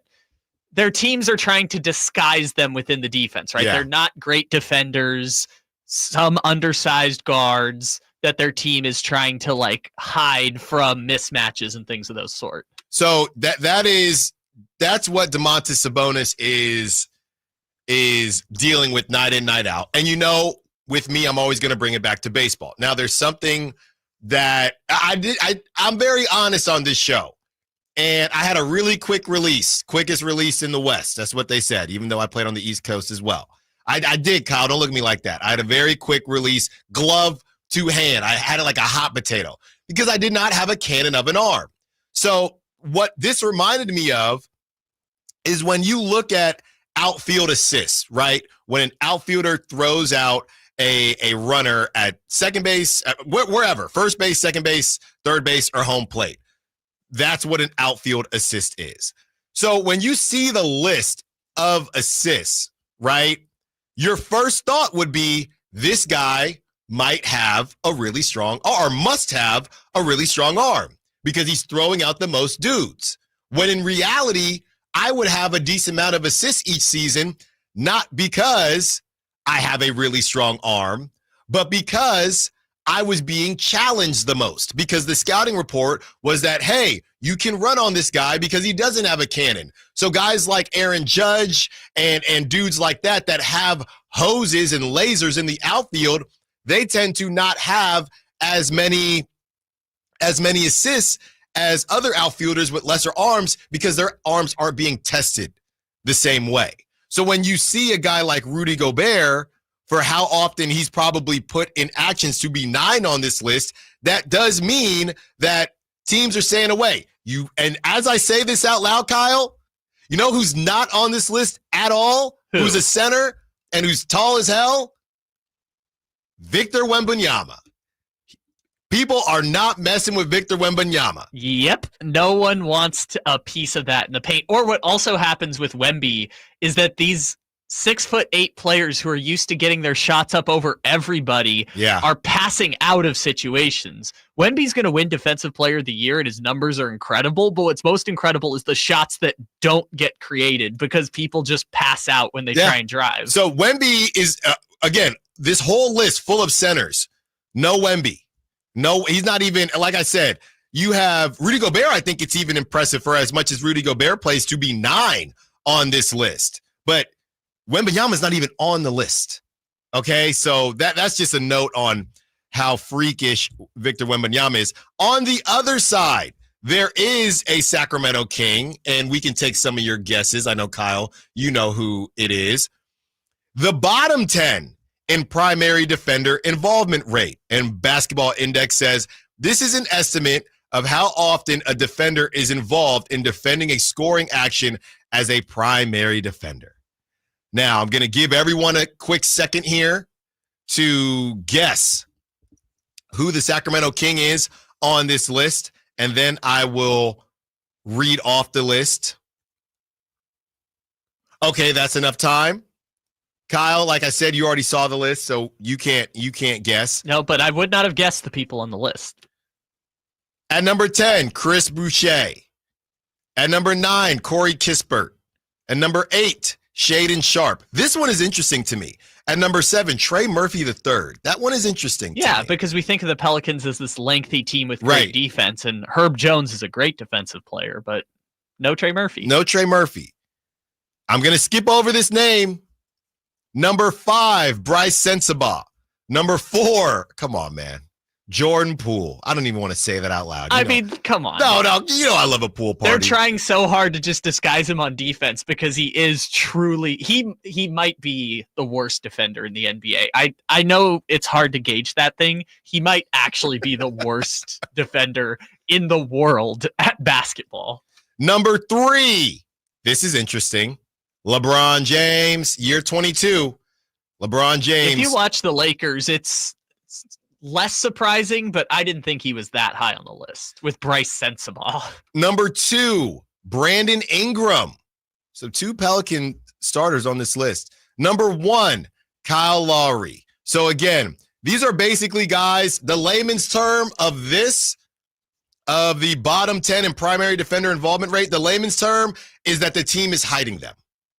And number 6 on the list, DeMar DeRozan.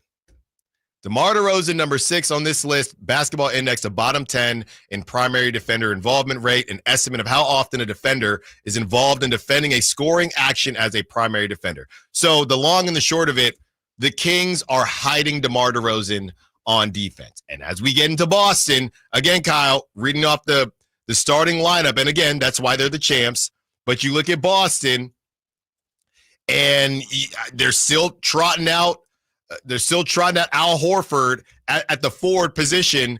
So I don't know what they're going to do defensively, but you get Jason Tatum as a forward, Al Horford as a forward, Kristaps Porzingis as your center, Jaylen Brown they're calling a guard, and Drew Holiday as a guard. Those are your starters.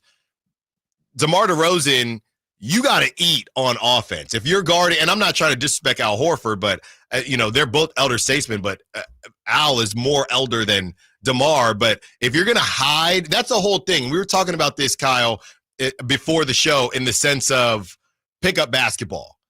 If you are hiding someone defensively, that person better be bringing you something offensively, or it's just both of you just sit in the corner because you both stink. Right. Yeah. But if DeMar is going to be, and I know they're not really the same position, Al is more of a center, honestly. But if you're going to hide DeMar on Al Horford, DeMar needs to cook if they're going to have a chance. And on the other side of the break, we'll go to the chart that explains that even though DeMar's on that list, God, I hate to say this, Jordan Poole is doing something better on defense than DeMar DeRozan, even though they're both being disguised at about the same rates in their offenses. So we'll keep that conversation going. N on the Sack Chat says Jokic ain't on the list. Yeah, that is surprising. That is surprising that Jokic is not on really either. Well, he couldn't be in the other list. But he's close. I'm looking at the full. There's a chart that's out there that has everyone's faces. He's in the top 15, but he's not in the top 10. Like him and Zach Edey, I think, are 11 and 12. Just gauging it. There you go. So yeah, he's close, but Domantas Sabonis number 1 on the list. So they are challenging him on defense, and he is doing his darndest and still giving you what he gives you, rebounding the basketball. His assists are back up and scoring the basketball, of course. Okay, as we talk trade market and who is available, who are the Kings interested in. We have some updates for you there. Allen Stiles, Sacktown Sports. All guests and callers join us from the Folsom Lake Honda hotline. Folsom Lake Honda, your one-stop Honda shop. Malik Monk plays here. Started left, goes right, steps back, launches the three. Nothing but net. Oh, that was just filthy. Oh, my, that was sweet. Sacktown Sports is your proud home of the Sacramento Kings. Oh, could this vintage store be any cuter? Right? And the best part? They accept Discover. Accept Discover? In a little place like this? I don't think so, Jennifer. Oh, yeah, huh? Discover's accepted where I like to shop. Come on, baby, get with the times. Right. So we shouldn't get the parachute pants? These are making a comeback. I think. Discover is accepted at 99% of places that take credit cards nationwide. Based on the February 2024 Nielsen report. Get in the zone, AutoZone. Welcome to AutoZone. What are you working on today? Thinking about gas mileage? You know, changing your oil with a full synthetic oil like Mobil 1 can help your engine get more miles. Right now, you can get 5 quarts with an STP extended life oil filter for only $38.99. Get started on your next job today with the parts you need when you need them at AutoZone or AutoZone.com. Get in the zone, AutoZone. Restrictions apply.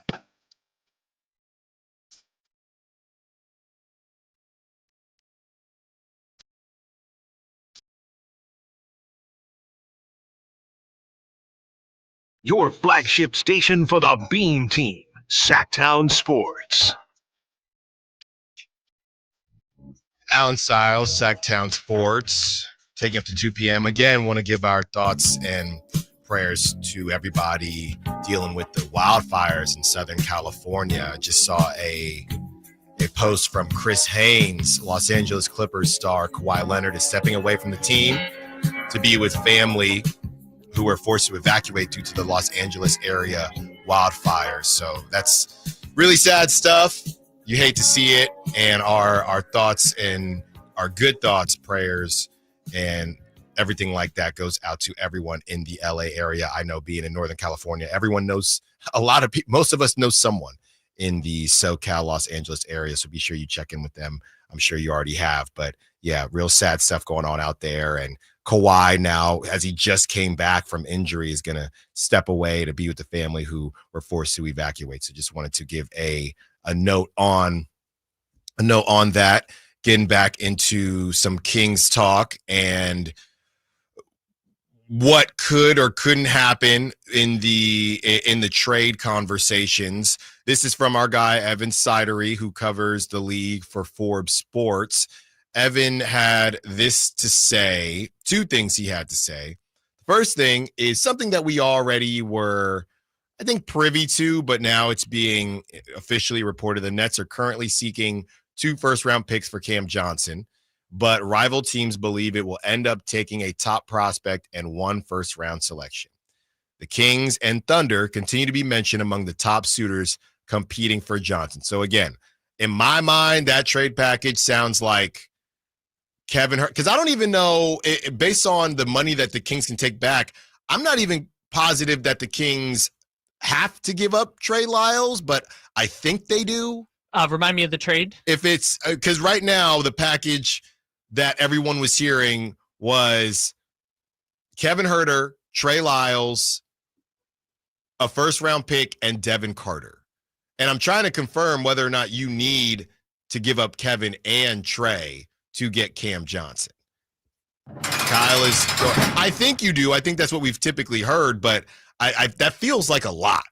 So they would prefer 2 first-round picks. My guess is that it's either, I'm in the dungeon right now, so we'll figure it out in a second, but my guess is that it's either got to be Lyles or Devin Carter plus Colby Jones, maybe. Let me try that one real quick. Is there any way? I'd like to keep Lyles. So if there's a way to keep Lyles. I mean, it has to be either Lyles or Carter. That they probably have to do. But if it's Carter and Colby Jones, that does work. Okay, so I guess it would be Carter and Colby Jones to make the money Huerter, work. Carter, Colby Jones, and a first. Yes. Let me just take Carter out real quick just to see what that looks like. So it would just be Herter and Colby Jones. That works, but the Kings would be in the luxury tax at that point. So if you take off Carter, if I take out Carter, then the trade does work, but the Kings would be over the tax, just barely. So they would probably just have to take a minimum guy from Brooklyn back, but they would have to give up one of the deep bench people. But I don't think I don't think that what you just said. So it would be Herter, Colby Jones, picks. and what? 2 picks. Look, a lot of people are high on Devin Carter. I think the question is, how high is Monty McNair on Devin Carter? If the 2 options are Kevin Herter, Colby Jones, and 2 first-round picks, right? Or Kevin Herter, Devin Carter, and a first-round pick, then you don't have to give up Colby Jones. So Kevin Herter, Devin Carter, and a first-round pick, or Kevin Herter, Colby Jones, and 2 first-round picks. What would you rather do?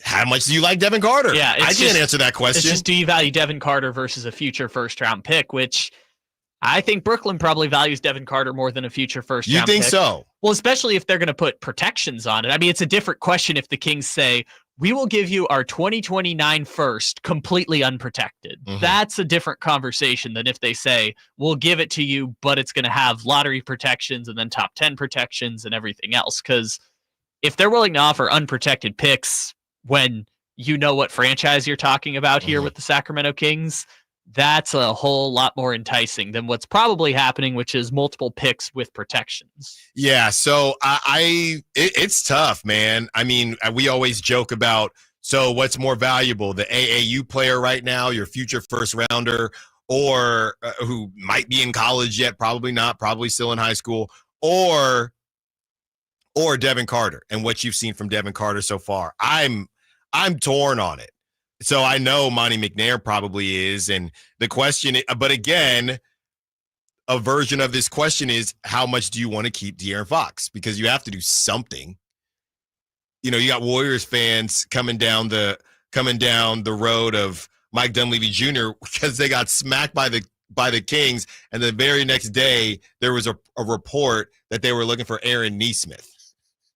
Yeah. Not Cam Johnson. It was terrible timing. Warrior fans were just struggle bussing. We laughed about that on the show because Aaron Nesmith was supposed to be the Buddy Hield replacement in Indiana, and now Aaron Nesmith is supposed to be the Buddy Hield replacement in Golden State. So, you know, a lot of people are bringing up that they think that's too much. Yeah, Kevin Herter, Devin Carter, and a first. If that money works, I believe. I don't think that's too much. Kevin Herter, Devin Carter, and a first definitely works, but I don't know if I would do that. That's the You think that's too much? I'm not saying it's too much. I don't know if it makes the Kings better. Yeah. I don't know that it's too much. I don't know that I would do it. How much do you value Cam Johnson? A lot of people are saying that Cam Johnson been injured a bunch. As far as I know, he's only had Actually, Cam Johnson, didn't he leave the game against the Kings due to injury? I don't think he finished that game. So I don't remember. He has been a little dinged up to that point, and then he had the ankle situation. So I think that's fair. So now you have the 916 chiming in saying, I'd rather give up Fox at this point than Carter or Lyles? Am I reading that right? Don't bleep with the chemistry, Monty. Give up Fox for a stud and first rounders for a few years. 916. Don't mess with the chemistry. 916. So trade your best player. 916. We sit here, we say, Kings fans, they know ball. 916. You're making Trey Lyles untouchable. We can't do that. Don't mess with the chemistry. So trade the best player on the team. It was 2 games and the Warriors stink. 916. And the Heat didn't have Jimmy. Come on, 916. I'm just messing with Grizzlies didn't have Ja Morant or Marcus Smart. Yeah. Come on, 916. We can't do that. We cannot do that. But hey, keep sending them in.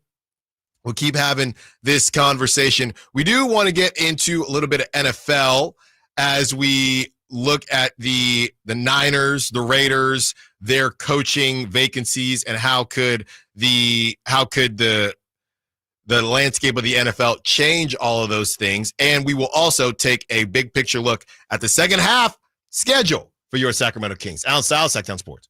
On the move? Got somewhere to be? Take Sacramento Kings basketball with you. The Sacktown Sports app will let you stay connected to your passion. Never miss a moment of Sacramento Kings basketball with the Sacktown Sports app.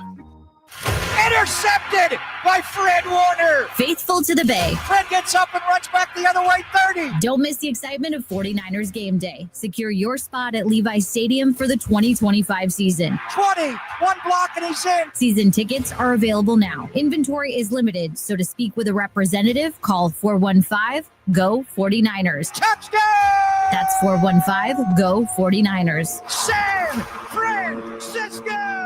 With the cooler seasons upon us, Advanced Infusion Center remains focused on your health and comfort. Whether you're dealing with a chronic illness or in need of IV therapy, we provide tailored treatments to meet your unique needs. Our caring team is here to make sure your experience is safe, comfortable, and stress-free. With convenient locations in Sacramento and Yuba and flexible scheduling, you can easily access the care you deserve. Explore Advanced Infusion Therapy today. Visit advancedinfusion.com for compassionate care right where you need it. When you take the time to shop at Folsom Lake Honda, there's one thing you'll always find: happy people ready to serve you. As a family-owned and operated dealership since 2009, customer service is our #1 priority. Our customers love doing business with us, and you will too. Get an instant cash offer for your trade at FolsomLakeHonda.com. We'll buy your car whether you buy from us or not. Folsom Lake Honda is your one-stop Honda shop. Folsom Lake Honda, yeah, your one-stop Honda shop. Sacramento's premier country music festival, Country in the Park, is coming back May 16th and 17th at Cal Expo with Bailey Zimmerman, Billy Currington, Cole Wetzel, Nate Smith, and more. You'll enjoy food trucks, rock walls, and a mechanical bull, line dancing, and more. Single-day GA tickets start at $52 at CITPFest.com. Country in the Park, May 16th and 17th with Hoblit Chrysler Dodge Jeep and Ram Center. Find out more at CITPFest.com. It's time now for your 49ers report, brought to you by Jeremy Winter, attorney at law. He cares because he's been there. 49ers running back Isaac Guerrero exited the game early versus Arizona after being tackled just 2 minutes into the first quarter of play. Guerrero had to be carted off and did not return. After the game, Kyle Shanahan indicated the running back may have suffered an MCL injury. Niners lose 47-24 and finish the year at 6-11.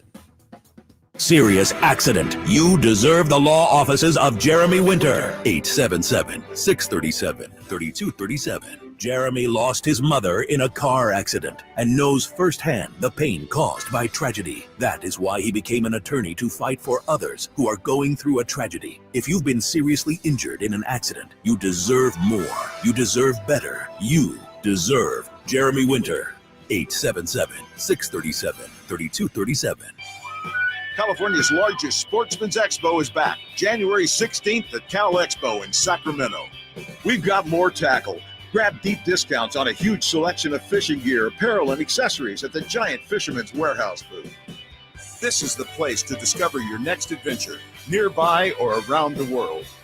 Your life outdoors at the International Sportsman's Expo, January 16th through 19th at Cal Expo in Sacramento. More info at sportsexpos.com. There's a reason why more and more people are coming from all over to Sacramento Chrysler Dodge Jeep Ram, Folsom, Elk Grove, Woodland, Roseville. And it's not just because they're centrally located next to Hagan Oaks Golf Course. It's because they make the car buying experience different than anywhere else. Yeah, of course they can get you a great price. That's the easy part. Where their general manager, Chuck Dean, and his team really make a difference is they don't believe you should have to sacrifice great customer service to get a great deal. Stomp on in today and see for yourself. That's Sacramento Chrysler Dodge Jeep Ram. It's the place where a handshake still means something.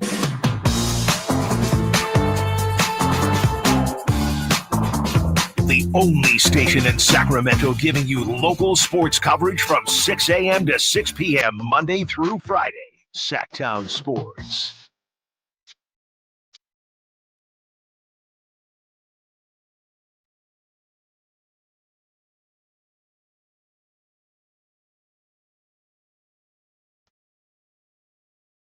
Halfway through the 12 o'clock hour. Anybody have anything good for lunch? I'm going to lunch after this. Very nice lunch. Well, you better save some room. Kyle Draper's bringing ice cream today. Why? I don't know. He just sent us an email saying he was bringing ice cream in. What type of what does he got going? I love the subject is just ice cream.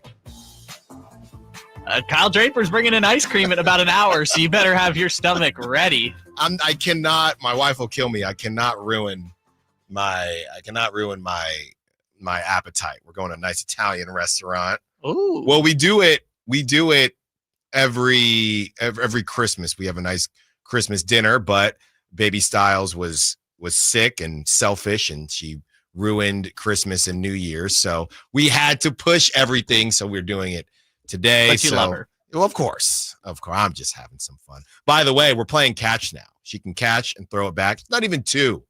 NIL. Pay, that's what it's going to be.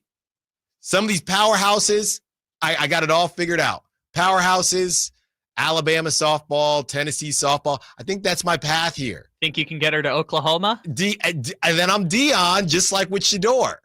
I'm with Baby Stiles. We coach together. Oh, so you're going to pivot. You're going to pivot from baseball to a sport you've never played before. I played baseball. It's softball. My wife was played the same thing. Softball? Yes. Okay. Then she should be the next Deion Sanders. She if she wants to, I'll be assistant coach. We're all eating. She's D1. Yeah, have your wife be the next Deion Sanders for her. That's where we met. D1. She had a full ride. Okay. Oh, that's nice. That's what I'm saying, man. So we're Temple solid. U? Yeah. Oh, that's awesome. Captain freshman year. So I'm the secondary athlete in the family. And she settled for you. That's right. A walk-on baseball. She saw me hit a line drive up the middle against Villanova, and she was smitten. Okay. A line drive single. That's what it was. Then I stole second, or I got thrown out. I can't remember. All right. A lot of texts coming in from the text line and Sac Chat. One in particular says we got to stop taking De'Aaron for granted. That was from Bridget. We need to stop taking De'Aaron for granted.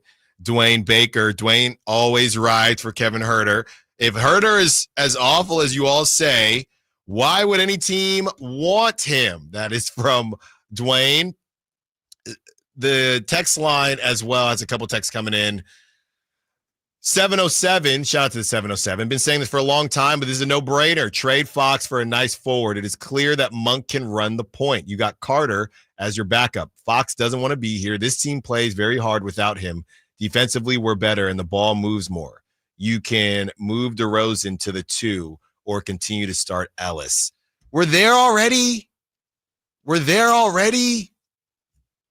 And I like Malik Monk, but the Malik Monk experience can get wild. The Malik Monk experience can get wild at times. And I like Malik. Am I willing to ride with Malik solo? And it depends on who else is being put around him. I'm not saying you can't do it, but I don't know. The idea that De'Aaron Fox doesn't want to be here. Did y'all not hear what Jimmy Butler had to say? That's a guy who doesn't want to be on his current team. And the reason why Jimmy Butler and the Miami Heat are getting a divorce is money. The question is not money with De'Aaron Fox. The question is what De'Aaron Fox wants with his basketball future. So I wouldn't say De'Aaron doesn't want to be here. I would say we don't entirely know, but he's said all the right things. Jimmy ain't saying the right things anymore.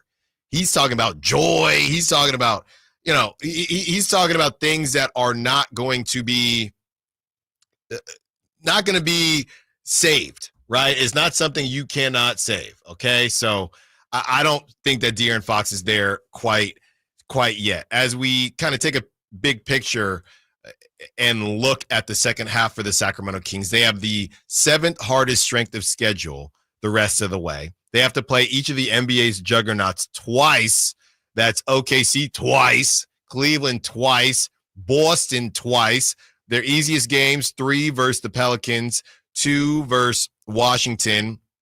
By the way, just a funny note, Kyle, and not to get off topic, but there are reports that the top team to according to Bovada, to land Yusuf Nurkic, the Washington Wizards. No clue what they're trying to do with their basketball team. Just no clue at all what they are trying to do with their basketball team. Jonas Valanciunas, that's what you're saying. Flip. But I guess they're going to move Valanciunas somewhere. To Phoenix. I guess. I don't know. That would have to be the swap, right? Is Valanciunas for Nurkic, I guess? I don't know. And somebody said, clearly a disgruntled Suns fan said, good on them for getting Nurkic. He'll help the Wizards get Cooper Flagg. But hey, Alex Sarr, December's Eastern Conference Player of the Month. He's been playing well. So he's getting there. The Kings, 2 games against the Wizards, who they did lose to last season. Let's not forget that. 2 games against Charlotte, who they did lose to last season. And 2 more games against the Blazers, who they've already lost to this season. So they have those 15 games make up 1/3 of their remaining schedule. So they have some really tough games and they have some really easy games. 33% of their entire schedule is either the 4 worst teams in the league or the 3 best teams in the league. Right. And everything else is the middle. And if you add it all together, it comes up to the 7th hardest schedule in the NBA. Fewest home games remaining of any team in the league. That's the Sacramento Kings. Kings have played, and it felt like they had a lot of home games in December. Kings have played 22 home games. No other team has more than 20. At the beginning of the season, the Kings were scheduled to fly the 3rd most miles of any team in the NBA, and they haven't left the state of California in 27 days. That means we are due for a whole lot of frequent flyer miles in the coming 3 months, and we will end it here, how we're feeling about the 3-game road trip. Let's not sleep, and I haven't really done my homework on the Bulls yet, but I know they're not terrible. I know Zach LaVine's been playing well enough that people have said, we should have got Zach LaVine. I know he's been playing well enough. I know they just came back down double digits against the Spurs, and Kobe White dunked on Wembanyama. I know the Bulls beat the Sacramento Kings with no Zach LaVine in Golden One with DeMar DeRozan last season. So we'll talk about the Bulls, but we're not gonna put the Bulls in the same category as the Wizards and some of these other jokesters that the Kings. I just looked up. The Bulls are such a confusing team because they lost by 20 to the Bucks, lost to the Hawks, beat the Bucks, beat the Hornets in overtime, lost to the Wizards, but then beat the New York Knicks, and then beat the Spurs. So I don't know. And if you look at the standings, they are 17-19, basically the same as the Kings. Yeah. I don't know. I mean, that's not a game. That is not I'll put it to you like this. This is what I'm doing with it. This is a very hard road trip for the Kings. Yes. Your sandwich, the middle of your sandwich is not a rollover team. It's a team that Dr. Jekyll and Mr. Hyde, you could do anything with the Bulls, right? You don't know who's going to show up, very similar to what the Kings were prior to this new regime with Doug Christie. So what I'm taking from it is that all 3 of these games are going to be very difficult. That's what I'm taking from it. And it's going to be difficult because it's a matinee Sunday game in Chicago. So they're going from night game in Boston to fly to Chicago. It's not a back-to-back, fortunately, but it's only a 36-hour turnaround instead of a 12-hour turnaround. It's later in the season, they have a weird one where I think they're in Denver and then the next night in New York, which is kind of crazy, but they are going to have quite a bit of travel coming up the rest of the season because the tough part about losing all the home games, and I know their record's better on the road than home, is you lose all the home games now, everyone ends up with 41 and 41. Yeah. So the Kings have actually played more home games than any team in the NBA so far. No, you know what's going to be really frustrating? If the wherever the Kings fall, I think fans are going to have a tough time, as much as a lot of people like Mike Brown, because it's not even necessarily about Mike Brown. He wasn't shooting the basketball, but there are some changes he could have made. I think everybody has some responsibility in the Kings' slow start. Wherever the Kings finish, everyone is going to think, if you just played, you got given a nice platter of food and you just refused to eat it at the beginning of the season, a ton of home games, you played some teams missing their star throughout the season. The Kings have been given a lot of gifts this season. And if they finish 7th and they're stuck in the play-in, you're going to say, man, and it's by 1-2 games, It's the same thing we did last season. This is what they were trying to avoid, and they couldn't do it. They could not avoid it. So that's just the reality of it. You got to move forward. But, yeah, it's going to be tough for the Kings because they already got their layups, and they smoked them. They already got their bunnies. I don't know. They still have some layups, quote unquote, coming up. I know, but you got to whatever percentage you need, whatever percentage you should take care of as far as the layups and bunnies are concerned. The Kings are now fighting to get to that percentage. Yeah, because I remember a month ago when the 6-game homestand started, we were like, if by the new year they go 5-2, right, look at what position they'll be in, and then they went 0-5. Exactly. That one, and that's what got Mike up out the paint. But that one, that's what was rough. Let's go to TC and Ashley before we get to the break. TC, what you got for us? Hey, what's up, bro? Hey, so look, as far as the Kings, I think, that might be a 3-team trade for Valanciunas coming to the Kings, right? That just sounds like something that Monty would be in the middle of doing with Nurkic trying to go over there to Washington and sending Valanciunas to the Kings. So that could be the move because, believe it or not, that's the only move I believe that we really need, unless we making a move that everybody talk about like the big names, but we're not going to go into that. We just need like a tweak. We need to add another dog and another rebounding. We're not all the wing and all the guard. Like, no, bro. Add Valanciunas because he gives everything. He's not a wing, but he's a rebounding that we need, right? And he's the extra rebounder. He's also the extra toughness that we need. I don't care if he's playing 12 minutes behind Domas. That's an important 12 minutes, bro. Switch him out with Alex, bro. That's all we need to go along with Doug and everybody that got going on. In my opinion, what 916 was talking about, I might be wrong, but what he was talking about was if we moved on from Fox right now at this very second, bro, we wouldn't fall off the earth. We wouldn't miss a beat. In my opinion, I believe Monk is wild, but Monk, Carter, and Keon can hold that fort down, bro. Thanks for the call, TC. Want to make sure we get to Ashley before the break. I don't know about holding down the fort. I don't know about holding down the fort without De'Aaron Fox. And it's crazy because I've been really hard on De'Aaron Fox, but holding down the fort, I don't. What do you mean by that? What is the definition? Let's get to Ashley, who wants to be part of the conversation. What's up, Ashley? What you got for us? I'm right there with you. There's no way that we should be thinking about a Fox move right now because, he's by far and away our best player. I think talking about moving him at this point is just absolutely crazy talk. The way I see it is we should be looking to, if anything, add to this roster and maybe move off of our bench pieces because, Fox is looking at what we did without him also, and he sees we won 2 games without him, and that's not nothing. And so I think, if anything, that helps him lean towards re-signing with us.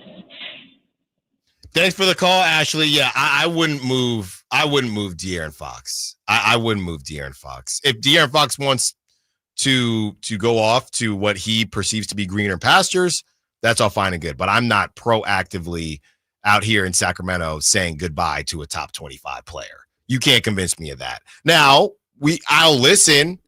If you can cook up something that does keep you in contention, I'll listen. But based on the teams that have been interested, that's more blow-uppy than contendy. That's how I see it. All right, let's keep the conversation going on De'Aaron Fox. Also, a little bit of Niners talk. The Niners want that old thing back. Should Robert Saleh go back home to the San Francisco 49ers? And how about this? We talked about getting laid off. How about getting promoted, then demoted in less than a year? Allen Stiles, Sacktown Sports. Live and local. With everything 49ers. Intercepted by Fred Warner. Dives for the end zone. Touchdown! San Francisco! Bob Ball throws one up and caught the ball. Touchdown!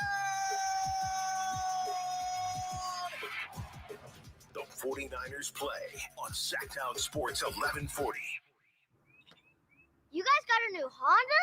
Well, it was like this. My mom was driving me to school when, bam, our car started smoking. My mom wasn't happy, so she called my dad and said, honey, if you value your life and our marriage, you'll take care of this now. So my dad calls up Stockton Honda and was like, can you get me approved for a new car and save my marriage? And they're all, sure, Mr. Jones, we do this every day. And just like that, Stockton Honda to the rescue. StocktonHonda.com.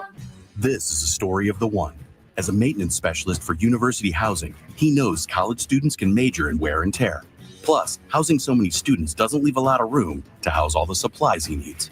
That's where Grainger comes in. With over 1 million industrial-grade products and fast, dependable delivery, Grainger carries the quality products he needs so he doesn't have to. From a new door hinge to a whole new faucet. Call, click Grainger.com, or just stop by. Grainger, for the ones who get it done.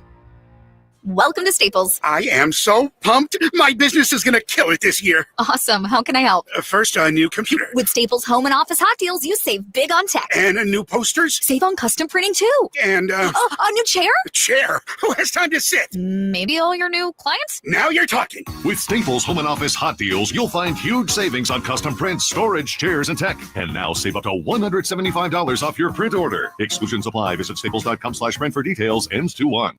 Accomplishing goals is hard, but when your goal is to learn a new language, Babbel makes it easy. Babbel is designed with you in mind.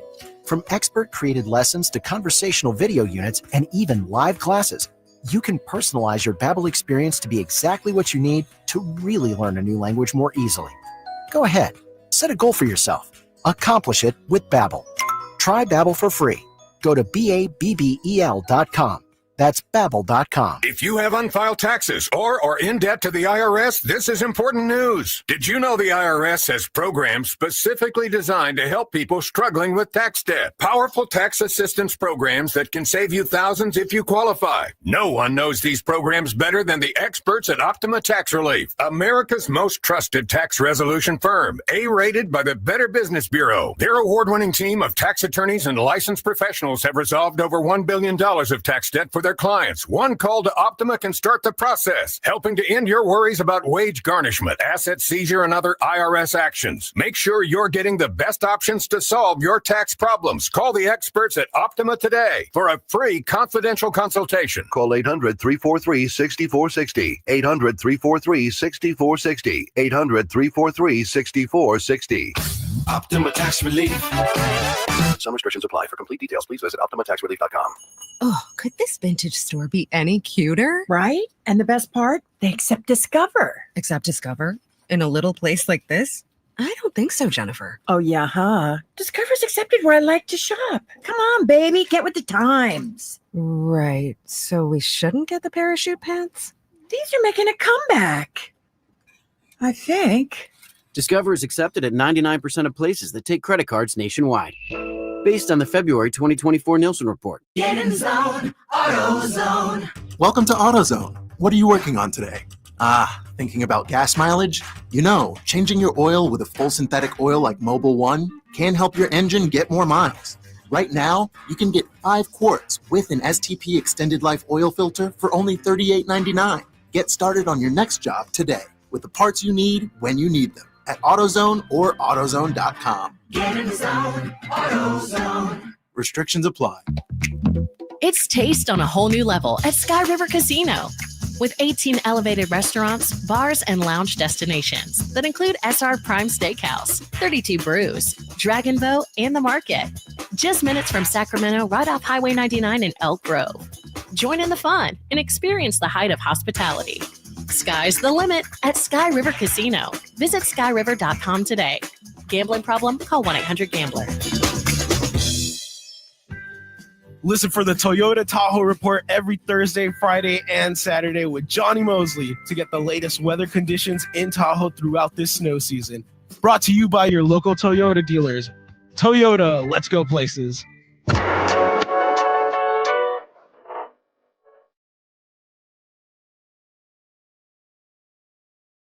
Your home for Kings basketball for over 25 seasons. Sacktown Sports.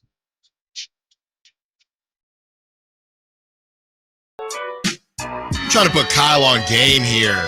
I don't know why. I've been on a G unit hype the last couple weeks, a Lloyd Banks song popped up on a random playlist, and I've just been on a G-Unit hype. I've heard the this last couple song weeks. before. It's not in my playlist, but I've heard this song before. It's a great album.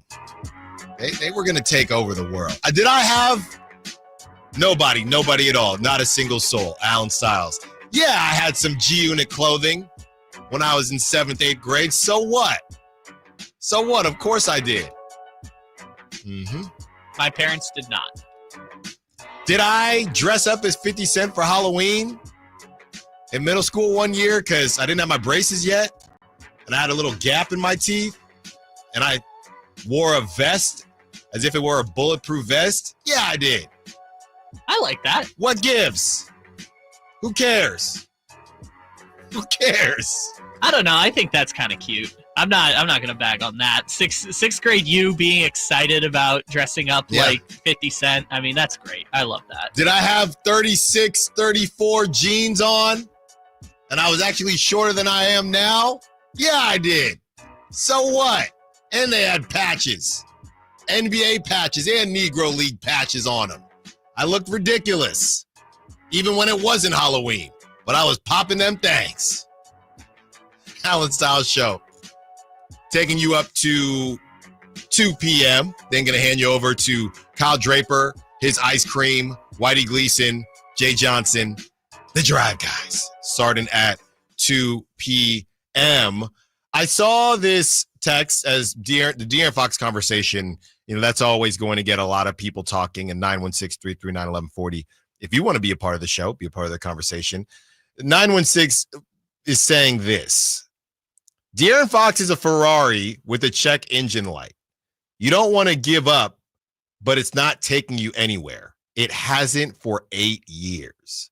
That's rough. That's not true. That's rough. Take you where you want to get to. I guess you just want to get a little too far at this point. But my question is, do you feel like the collective you, not it being you, but if the you that owns the car is the Kings organization, do you feel like you took care of the car? You have a Ferrari, but you leave it outside when it rains. You have a Ferrari, but you're not cleaning it as much as you should. You have a Ferrari, but are you putting in the correct premium gas?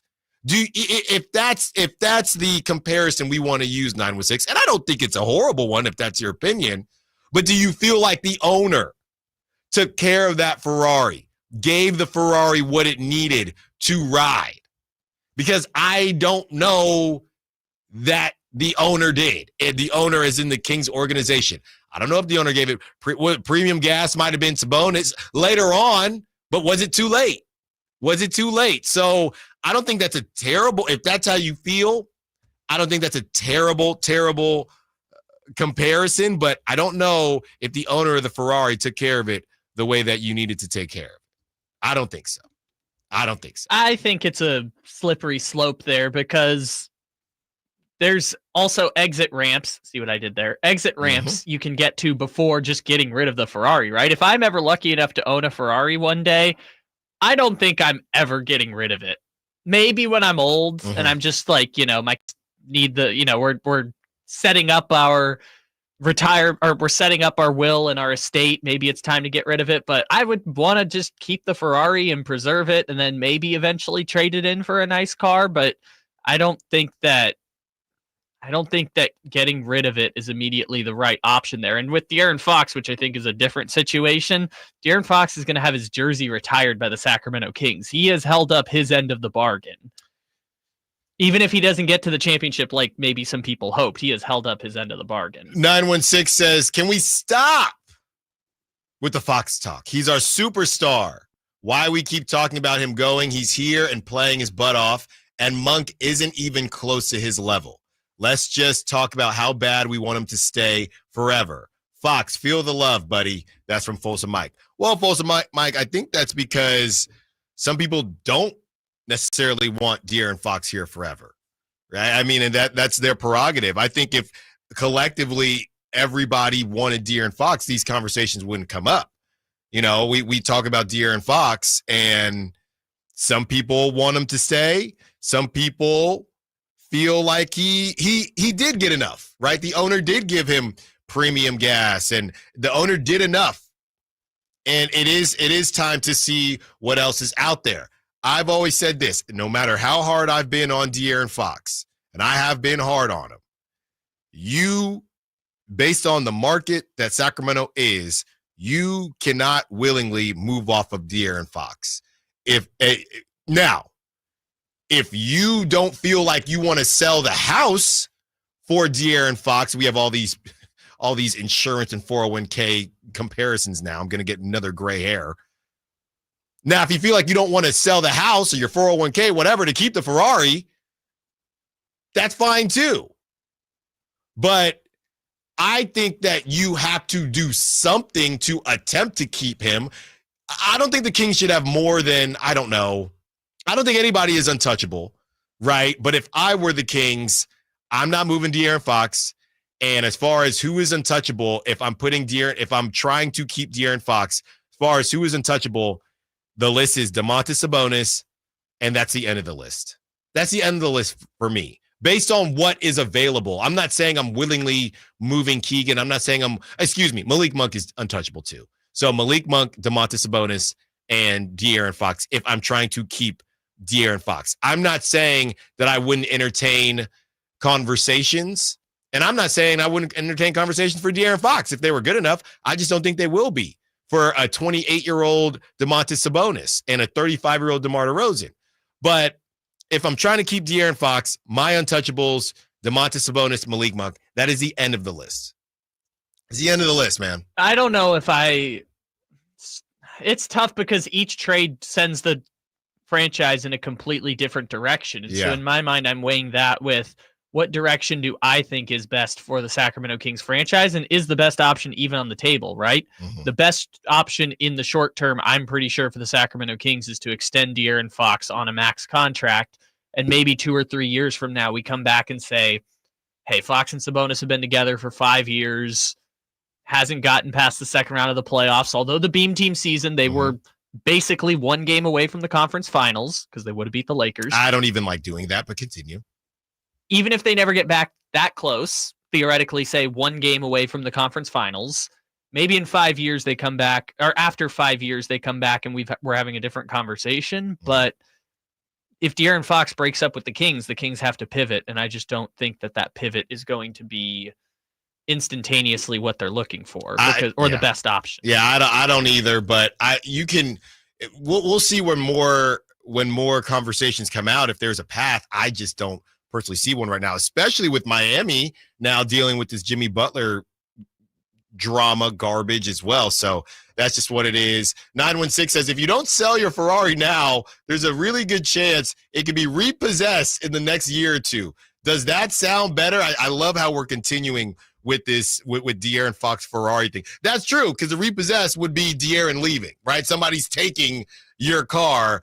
I hear you, but you still can try to fix things before that happens, 916. On the other side, we continue the conversation. A little bit of NFL talk with Robert Saleh. Is he going to come back home, or is he going to be a head coach somewhere else? And the Raiders, Dion to Vegas with Shador and Travis Hunter? Crazy. Allen Stiles, Sacktown Sports. Friday night, Kings and Celtics. Game night with Scott Marsh and the high flyer Henry Turner starts at 3. Tip off at 4:30. Your exclusive home for the Sacramento Kings. Sacktown Sports 1140. This is the story of the one who, as a maintenance specialist for a historic high-rise, knows that vintage charm historically needs constant attention. Which is why when it's time to upgrade turn-of-the-century mechanicals, they turn to Grainger. With easy access to 1 million+ products and the scale to deliver when and where you need them. The right tools and supplies are never far away. So the one can keep that vintage building running like new. Call, click Grainger.com, or just stop by. Grainger, for the ones who get it done. Coach Doug Christie here for your truck headquarters, Folsom Lake Ford. Shop all your favorite models on sale now, like America's best-selling F-Series. Check out a huge selection of Mavericks, F-150s, and Super Duty trucks, or tech-filled SUVs like Explorers and Expeditions. Plus a huge selection of Broncos and Bronco Sports. All in stock now at Folsom Lake Ford in the Folsom Auto Mall. Right now, buy any new Ford with zero down on approval of credit. Save big with low interest finance rates. And Folsom Lake Ford always pays top dollar for your trade. Hurry to Folsom Lake Ford in the Folsom Auto Mall, a 6-time Triple Crown winner for sales and service excellence. That's why they are my trusted dealer, and they should be yours too. For 35 years and counting, come down and take a test drive today. Tell them Coach Doug Christie sent you, or shop online at FolsomLakeFord.com. Intercepted by Fred Warner. Faithful to the Bay. Fred gets up and runs back the other way, 30. Don't miss the excitement of 49ers game day. Secure your spot at Levi's Stadium for the 2025 season. 20, one block and he's in. Season tickets are available now. Inventory is limited, so to speak with a representative, call 415-GO-49ers. Touchdown! That's 415-GO-49ers. San Francisco! Bonneville International Radio Station contests are open to participants at least 18 years of age and older that are residents of California and who reside in one of the 6 counties that make up the Sacramento metro area, unless otherwise specified. Employees or agents of the station, Bonneville International Corporation, other area radio stations, or any entity associated with the contest are not eligible to win, unless the station otherwise specifies in its own discretion. Persons who have won in the last 30 days from a station contest or event may not be eligible. For a copy of the general contest rules, visit khtk.com. Did you know that replacing garage doors is the biggest return on investment homeowners can get on improvements? Jason Ross here, and let me tell you about the Overhead Door Company of Sacramento, a family-owned and operated company with third-generation owners that's been in business for 71 years right here in Sacramento. With new garage doors from Overhead Door Company of Sacramento, you'll not only get the wow factor, but you'll also know that you're working with a well-respected and proven company. Residential and commercial, brand new garage doors, or repairs to existing doors, they do it all. Take advantage of their free at-home estimates on new garage doors, or check out the showroom with no appointment needed. And while you're at it, mention me, Jason Ross, or Sacktown Sports, and receive $100 off a new garage door paired with a new garage door opener. Check out their website at ohdsac.com or call them at 916-421-3747. Overhead Door Company of Sacramento, the genuine, the original overhead door. Always look for the red ribbon logo. California's largest Sportsman's Expo is back, January 16th at Cal Expo in Sacramento. Get discount coupons at Big O Tires and O'Reilly Auto Parts stores. Visit sportsexpos.com for locations, show map, exhibitor listing, and seminar schedules. Your life outdoors at the International Sportsman's Expo, January 16th through 19th at Cal Expo in Sacramento. More info at sportsexpos.com. KHTK HD1 Sacramento, KYMX HD3 Sacramento. From the Power Business Technology Toshiba Studios. Sacktown Sports 1140.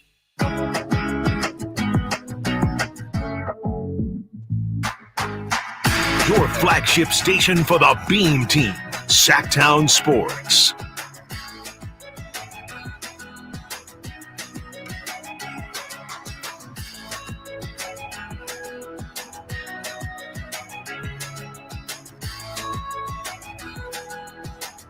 One more hour with you. Kyle Ledbetter doing a great job for us as always with the DJing as well as the producing. Having this De'Aaron Fox conversation might be one of the most fascinating conversations as far as a homegrown star and how teams feel about him. And everyone is dealing with it in a different way. There's not a lot of homegrown stars hanging around that have been around as long as De'Aaron. I mean, the obvious one is Steph Curry, and even Warrior fans are dealing with some splits in thought processes. I think there's some Warrior fans that are drinking the Joe Lacob Kool-Aid, and we gotta save save ourselves for after Steph Curry. No, you don't. No, you don't. You need to get as much out of Steph Curry as possible. At least that's always been my thought process on it. But a bit of a different situation there with what Steph has done for that franchise. But Steph is older, in his career. You look at some of the other guys. I mean, Trae Young hasn't been around as long, and you have Trae, Luka. Luka just went to a final, so De'Aaron Fox is a bit more unique, and his situation is more unique than other situations around the league. I'm trying to think of other stars that are in similar situations, with Dame now going to the Bucks. Giannis, there's always question marks with Giannis, but these homegrown guys that feel like they've hit their ceiling and now they want to see what else is out there, or it's at least being thought about. So, the conversation has been funny, as someone referred to De'Aaron as a Ferrari, and we've gone on a full-on property management asset conversation where the 916 is taking it to relationships. I love relationship talk. Kings fans are like people in bad relationships. Everyone knows it's ending, but they're buying flowers and gifts, trying to save things. Just move on. Kings fans can't let go of this toxic relationship with Fox.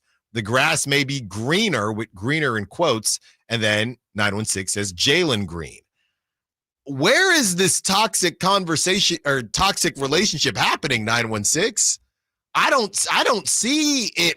Jimmy Butler, we have an example. Now, that's not to say that just because it's so bad with the Miami Heat doesn't mean that it's not bad with the Kings. And I know I might even sound like a hypocrite, because just a couple weeks ago, I thought it didn't look great. I thought that was more of De'Aaron, right? And I didn't know where De'Aaron fell. I didn't know what the Kings were trying to do. The Kings are on a 5-game winning streak. And again, the Jimmy Butler thing put things in perspective for me to see, this is what happens when it's really bad. Now, maybe 916 is saying, well, I'm reading the tea leaves and things can get, things don't get better from here. But I don't see this. If we look at the situations where this has happened before, James Harden wearing the fat suit in Houston, Kevin Durant, Kyrie Irving, the Brooklyn thing. I don't see Kyrie with the Celtics. I don't see Jimmy Butler and the third stringers. Jimmy Butler fighting, beating the third stringers and Tobias Harris over me. I don't see De'Aaron Fox in the De'Aaron Fox situation like I see those. Maybe I have on purple glasses, but I don't see that the same. It doesn't seem toxic is not a word I would use yet. Not yet. No, it's not. And I don't think it's going to get toxic, because even though the seeds of doubt have sown in, and I think that's just the biggest thing about all of this is just doubt. De'Aaron Fox is doubting whether or not there's going to be a long-term extension, and just that little bit of doubt is starting to creep in. But I think even if we get to the offseason and De'Aaron decides, hey, actually, I think I want to go somewhere else, it seems like Sacramento's going to kind of oblige by that. It's not like it's ever going to get ugly, because I think they're going to work together to make it happen. It's not like Sacramento's going to play hardball and say you have to come back for another season and then we'll see at the trade deadline. It seems like it's going to be as amicable as it can be parting of ways, even if it does come to that in the offseason. Right. So there you have it. We'll keep the De'Aaron Fox conversation going. Did want to get into some of this Niners talk, as Robert Saleh, who has been enjoying his vacation, he got fired early, so he's just been chilling, and then he went and helped the Packers. Josina Anderson said this morning on her show, Exhibit Insider Report. Just in, I'm told Robert Saleh's first head coach interview with the Jaguars is Tuesday. So she said that this morning, so it must be next Tuesday. Another head coach interview is expected thereafter. The 49ers are also expected to make him an offer at defensive coordinator, per sources. So Saleh is going to interview for the Jaguars, interview for another job. And the Niners, who move off again, Nick Sorensen, another one and done. So you either get plucked to be a head coach or you get fired. Those are the two options when you are the Niners defensive coordinator. Niners are trying to get that old thing back with Robert Saleh. They love the scheme that they run. They don't really want to move away from that. I'm trying to decide if I want to start with Nick Sorensen or Robert Saleh. Just for fun, let's start with Nick Sorensen, because we've been talking about getting laid off, and we have some funny stories that people have texted in throughout the show. So if you get put in a situation like Nick Sorensen, where nobody really thought you should have been the defensive coordinator, you get hired internally. Then after you get hired internally, they bring in Brandon Staley as a chaperone. Okay, you have a not a great season. A lot of guys were injured. It's just a bad season in general. They then remove you from that position, essentially demote you, right? Or attempting to demote you. And now they're asking, I guess the report is he is familiar with special teams because they moved off their special teams guy. They're saying that he might get offered the job to be the special teams coach. Kyle, I'm trying to figure out, again, I'm petty. I'm petty mayonnaise here. If you're Nick Sorensen, do you stay with the Niners because it is a good organization and they have a lot of talent, or do you see what else is out there? Because y'all kind of got me bleeped up. Well, you have to see what else is out there. That's for sure. Will he take it? I don't know. And the Niners are in a weird position because they've wanted to promote internally this whole time, right? They brought in Steve Wilkes from the outside, and that was the big switch up. And then this time around, they were like, no, we want either Chris Kasarik or Nick Sorensen to be the defensive coordinator. Mm-hmm. But they hired those guys in March. They hired Brandon Staley in March. It's crazy. Like the Eagles got screwed because they couldn't hire Vic Fangio after a couple years ago. Jonathan Gannon left to be the Cardinals coach, and Shane Steichen left to become the Colts coach. Mm-hmm. And both of their coordinator hires last year stunk and kind of derailed the season. It's a big part of why they had that terrible end of the season. And they corrected both of those, and look, the Eagles have won 12 games in a row.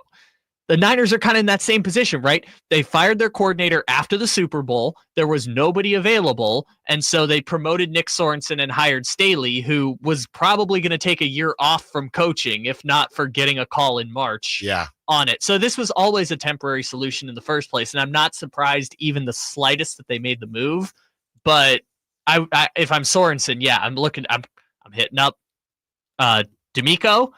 If Bobby Slowick gets one of these jobs, I'm going to him, see what he's got. McDaniel in Miami. Maybe call up the Packers. I'm seeing what the other options are at least, because you've climbed the mountain here. It might be, and it's not to say you did a bad job. It's just it might be better for your career to try and work somewhere else. Because this is what's so funny. So. And you think about, we've been talking so much about careers today and just a very adult show by us. This is what's funny to me. So let's say they get Saleh, who's already getting head coach interviews. Saleh, again, one and done's it again. Sorensen, now the special teams coach. Is Sorensen still in the pipeline to be defensive coordinator with the Niners? Now he's special teams. Does he bounce back over? I just think if I'm Sorensen, and I'm assuming that there are other suitors out there for a similar position, I'm saying thank you for the opportunity, Niners. Clearly, it wasn't a match made in heaven. You brought in Brandon Staley, which told me you didn't really believe in me that much to begin with. You tried to cover your butt. And if it's Brandon Staley, that's even more hilarious if they hire Brandon Staley. If I'm Nick Sorensen, I'm getting out of Dodge. No, if I'm the Niners, you got to shoot higher than the internal promotion at this point, because you've already messed it up, right? You could argue whether they should or shouldn't have fired Steve Wilkes last year, especially given the time frame of everything, but you've already messed this thing up. You got to hope that the next great defensive coach wants to come coach for your team. Right. Because if not, it's not an attractive destination anymore. It used to be Steve Wilkes, who should have gotten the Panthers job, wanted to go to San Francisco because it was a stepping stone to another job. That was 2 years ago, and I don't think that's what this is anymore in San Francisco. It's more of a project. Yeah, a couple of years ago, you would, and I saw some people saying it right now still, oh, well, Saleh should go back to the Niners instead of taking a Jackson Jaguars head coaching job because the Niners, he can rebuild. No. If somebody offers you a head coaching job, and this has been the whole argument with the Gerard Mayos of the world and what's been going on there with Antonio Pierce, if somebody offers you a head coaching job, you're not turning it down to that means your brand hasn't really been tarnished. Or you think that the 49ers are going to do such an amazing job that you will then get a better job, yeah. which is not the case. That's what Detroit is doing right now. Detroit's the 1 seed in the NFC. San Francisco's a 6-11 team going into next season. That's not the setup it is right here. This is a building project with San Francisco's defense. Yeah, and I will say this: if you've seen San Francisco's, not their schedule, but their opponents, it could be a very good bounce back year for the Niners. No Bills, no Chiefs, nothing like. It's a pretty kind of a boring schedule, but if you're a Niner fan, you should be happy about that. Let me guess, they drew the AFC South.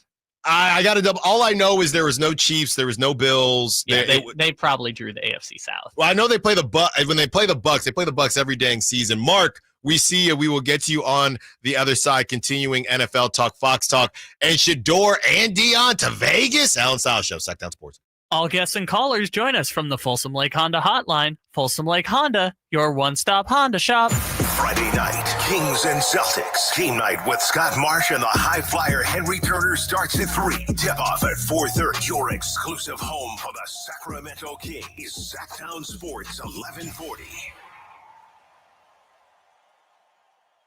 It's Capital Casino, Sacramento's #1 poker room. And guess what? Primetime football is back. Capital Casino is giving away $500 per game in high hand bonuses for every Sunday, Monday, and Thursday night primetime game.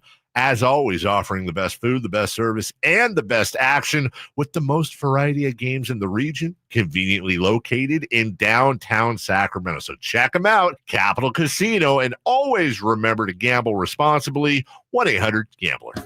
When you take the time to shop at Folsom Lake Honda, there's one thing you'll always find: happy people ready to serve you. As a family-owned and operated dealership since 2009, customer service is our #1 priority. Our customers love doing business with us, and you will too. Get an instant cash offer for your trade at FolsomLakeHonda.com. We'll buy your car whether you buy from us or not. Folsom Lake Honda is your one-stop Honda shop. Folsom Lake Honda. Yeah, your one-stop Honda shop.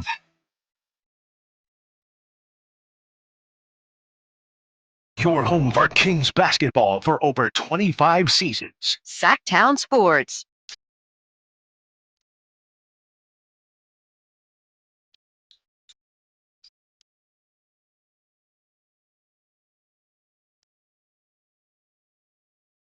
Allen Stiles. Sacktown Sports taking up to 2 p.m. Hope everyone is enjoying their day so far. It's been a fun one. And we still have some time with you talking De'Aaron Fox, talking Niners, a little bit of Raiders still to come, because the Kings don't play until Friday, and that's going to be a big one. That's the one thing, you have kids, and big games just don't really hit the same anymore. Thinking, oh man, this would be great to call up Frankie and Chris and Brendan and probably not get a response. But if they did respond, watch the game with them. But I'll just be watching at home. I mean, you've been going to all these games for 4 straight weeks. That's true. You finally get to stay at the crib, save yourself an hour driving back and forth. I know it's not an hour, but still. That's true. Save yourself some time. Shout out J Street. That's the exit. 916-339-1140. Let's get to Mark. Wants to be a part of the conversation, talk about De'Aaron Fox. What's up, Mark? What you got for us? Hey, how's it going? Just talking about Fox. First of all, when they drafted Fox, I jumped up like everyone else. He's been a great player. I love him. I just feel like, no one thought about this. Like, hey, let's trade Fox. I mean, Fox is saying, hey, I want to be on a championship level team organization. I'm not sure if this is the organization for me going forward. I mean, he started the ball rolling, for me, I'm like, he's been in the league. Sorry, I'm running. Been in the league like 9 years, 8 years. He's not getting any younger. I mean, it seems like, organizations like the 49ers, when they had like Montana Young, I mean, they always sold high. You don't want to wait in a position where you sign him to a max contract and he turns into like a Zach LaVine if he starts getting injured, as he gets older. Mark, real quick, did you say you're running? Well, I was running. Sorry. Like jogging, like working out. It was part of my job. I just actually there was a dog in the backyard, and I just had to rush out of there really quick. Long story. Okay. Okay. Yeah. So would you move off of De'Aaron or no, Mark? I would wait till the off season and like have a conversation. Like, hey, like really have I don't want to wait until we lose our leverage. I definitely wouldn't move anything now and try to add a piece to add to Keegan. I want a second Keegan. Yeah. But I mean, going forward, you really got to have that conversation. I don't want to wait too late. That's my piece. Thanks for the call, Mark. Be safe out there. I don't know what type of dog it was, but be safe out there. What do we think Mark does? A mailman? I love that he just said, "Oh, I had to chase this dog," and gave no context. Or the dog was chasing him, I think he said. That dog is ugly.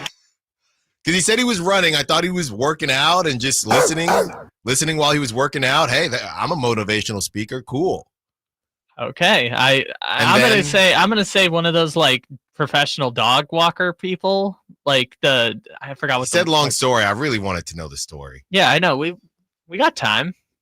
Yeah. What an interesting. We're getting close. It's not quite Pharmacy Jeff. It's not Pharmacy Jeff. We're not doing that. TC at the construction site and Mark doing whatever with dogs is. We're getting pretty close. Good dude by all accounts, but he does not fit. Does not fit. All right, gotta go. So now what? 5-0 since they're 5-0. Yes, the Kings are 5-0 since Pharmacy Jeff called into the station, because the day he called in was when the Mavericks game was. Yeah, we're just Azalea on the SAC chat is saying, why do we have to use analogies? Can we just talk facts? Because analogies are fun, okay? And the analogies keep coming in.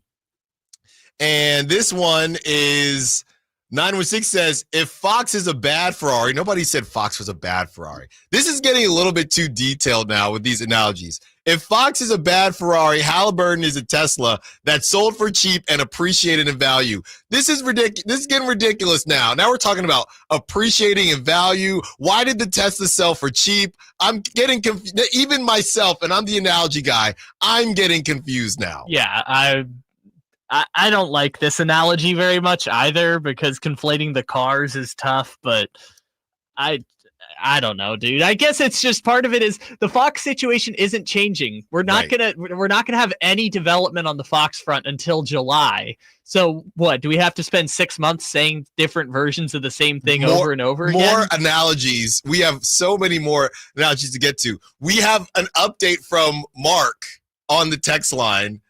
I own a pool business. One of my client's dogs chased me out of the yard. Okay, I like this more now. So, dog, it's almost like an old school mailman, although I don't think the mailman gets chased by the dog anymore. But it's literally just the old school mailman scenario. Dog doesn't know who the guy is, and dog freaks out on Mark. Yeah, hey, Mark, be careful out there, man.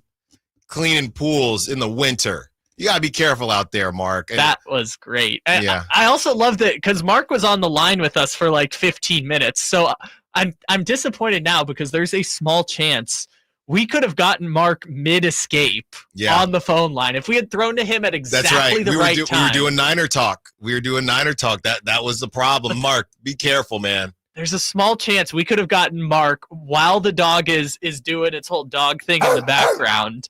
And that dog might have been like chasing Mark out of the yard, and that would have been great. 209 says, I've got $5 on paying Mark for weekly calls. They want to hear more from Mark. Oh my goodness, this is hilarious. Mark at the various houses all across wherever Mark is. This is hilarious. 530, mailmen definitely get chased by dogs in my neighborhood. Haha, they still walk our route. I didn't know that was still happening, but you know what? I'm kind of glad that is still happening. Getting into, we got to get back on track here.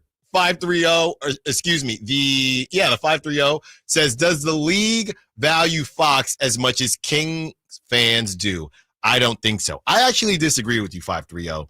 Next time you see a post from, if you're on social media, if not, I bless you, because you're probably doing a lot better than a lot of us who are obsessed with social media. But next time you're on social media and you see a post from one of these sources or even an aggregator, the NBA Centrals of the world, about De'Aaron Fox, read the comments. Read the comments, because the comments are a lot of non-Kings fans, and a lot of those comments, they are thirsty for De'Aaron Fox. Now, look, NBA Twitter is not the league per se, but I do think it is somewhat of a representation. People really respect De'Aaron Fox. Now, I do think a lot of these fans, and I would say the orgs out there that are interested in De'Aaron Fox, are going back to what I said. Maybe we're looking at a 1B with someone else to be 1A, or a really elite two-guard situation, or not two-guard, but second option situation. Think Kyrie in Dallas. But I would say that the league definitely values De'Aaron as much as the Kings value De'Aaron. Some of these other guys, you go to the Keegan Murrays of the world, for specifically the Kings, or the Jonathan Kumingas of the world, when you say specifically Warriors fans, or Brandon Bajemski, I do think that younger guys are overvalued, or more valued by their fans and organizations than throughout the rest of the league. But De'Aaron Fox specifically, I actually think he is properly rated throughout Kings fans, and also with the rest of the NBA as well. All right. Shedeur Sanders, the bright lights of Sin City. Deion Sanders, the bright lights of Sin City. Travis Hunter, the bright lights of Sin City. Yesterday, it was a tough day for the Raiders, firing Antonio Pierce. They did it in a terrible way, by the way. But could the Raiders get all three of them this coming season? We got some sound. Allen Stiles, Sacktown Sports. Trying to find out where to catch your favorite team's games? Are you a fan of the Kings, Niners, and the NFL? Well, Sacktown Sports has you covered. Touchdown! San Francisco! It's all on his shoulders. Fox rocks. He fires for the win. He's got the triple. Catch all your Kings, Niners, and NFL games all year long on Sacktown Sports and SacktownSports.com.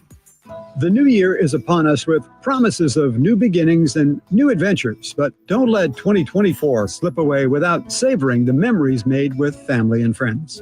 Hi, this is Frank LaRosa with a word about Naturewood Home Furnishings. Looking forward is always exciting, but I have a lot to appreciate in this past year, revolving around time with family and more good time spent around my Naturewood dining table.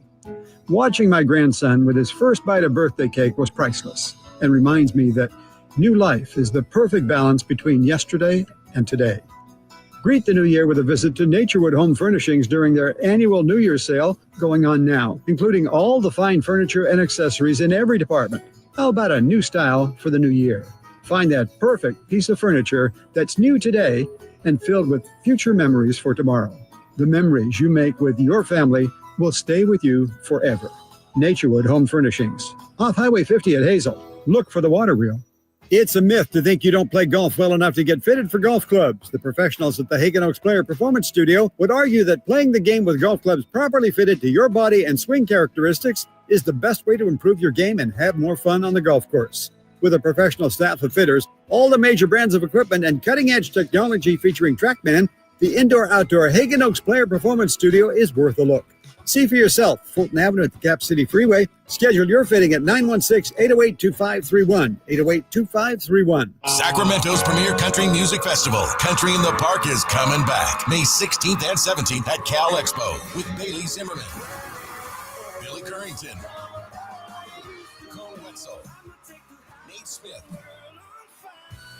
and more. You'll enjoy food trucks, rock walls, and a mechanical bull, line dancing, and more. Single-day GA tickets start at $52 at CITPFest.com. Country in the Park, May 16th and 17th with Hoblit Chrysler Dodge Jeep and Ram Center. Find out more at CITPFest.com.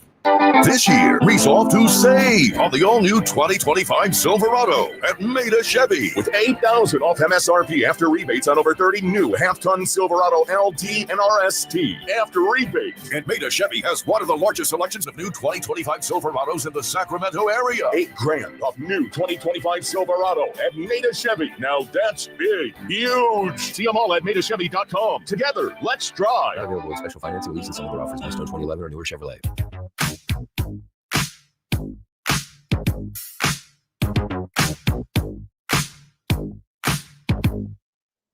Live and local, 6 a.m. to 6 p.m. Monday through Friday. Sacktown Sports.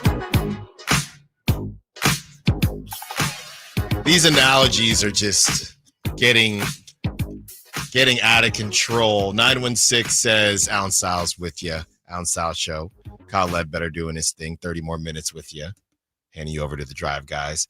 916 says, Fox isn't a Ferrari or a Tesla. He's the high-end pool cleaner and tired of the Kings leaving the dog in the yard. That is from Ken in Orangevale. Ken, I can't tell if that's really good or really bad, but thank you for being a part of the conversation. Why did Kyle you have has to... his hand and his face in his hand right now. I love it. Why did he have to say high-end pool cleaner? Because the more details and analogies, the better. Why did all these other pool cleaners get, because now we're making tiers of pool cleaners. Why did these other pool cleaners get their shot? There's bad pool cleaners out there. I know Mark's a great pool cleaner. Person on the text line 916, you don't know if De'Aaron Fox is even qualified to clean pools. No, well, I think he is. That's Ken in Orangevale, and I know where Orangevale is now. So shout out Ken in Orangevale. 916 says, I agree with Mark. I don't like from our pool guy, Mark. I don't like that we're talking about this now as far as De'Aaron Fox conversations. Conversations about De'Aaron should be saved for the offseason. I'd rather we talk about possible moves for this upcoming trade deadline. Well, we do that too, 916. But it is still possible, De'Aaron. It's not impossible, right? It's not impossible that it happens or doesn't happen. So, we break everything down. And last one until we get into this Raider sound. This is from UPS Chris, our guy. Been with UPS since 2006. Let me tell you, dogs definitely still chase you. You gotta be safe out there.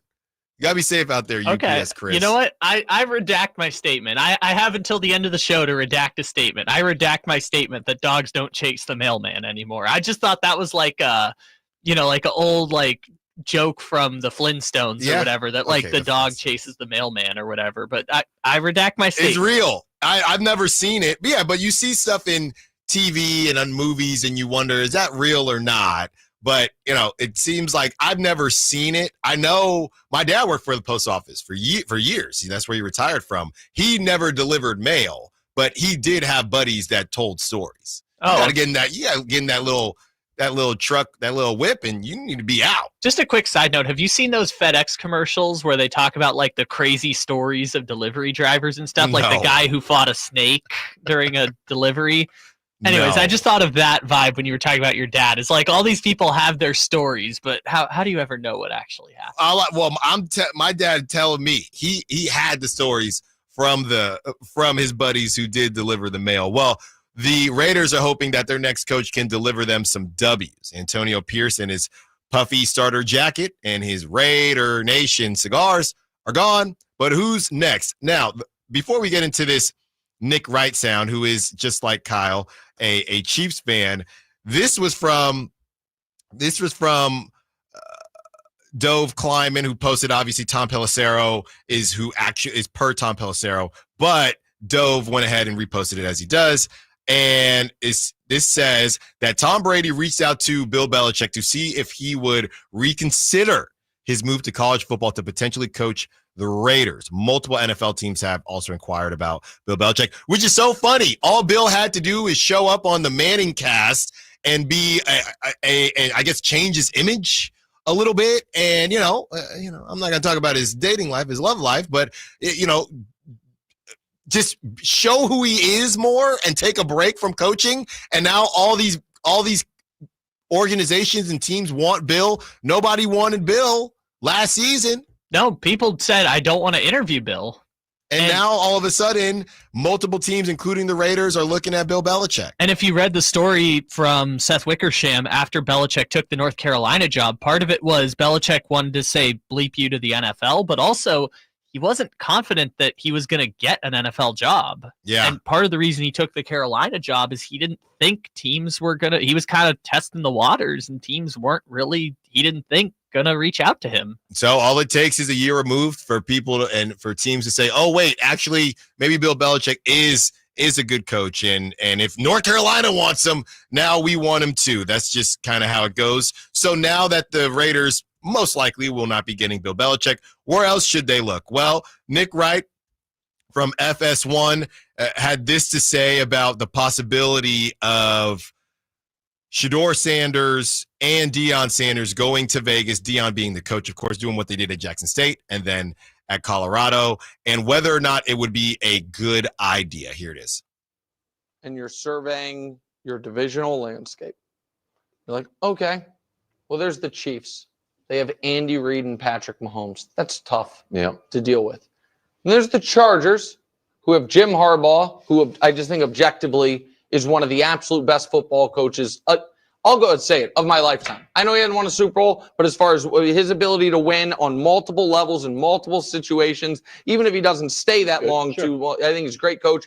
And Herbert, we know the talent, and we'll see if he can fully realize it. It's like, oh yeah, Sean Payton too. He's pretty damn good, and I don't know what Bo Nix's ceiling is, but if Sean Payton can just get this year out of Bo Nix for the next 8 years, that's pretty damn good as well. I think 8 years from now, Bo Nix is around 40, so that's probably around when it's over. But so, the point is this: you gotta take huge swings.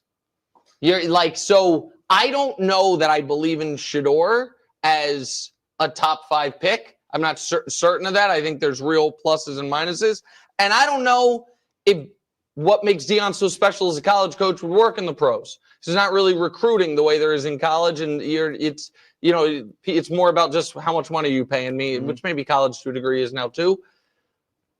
But as a Chiefs fan, I wouldn't love it.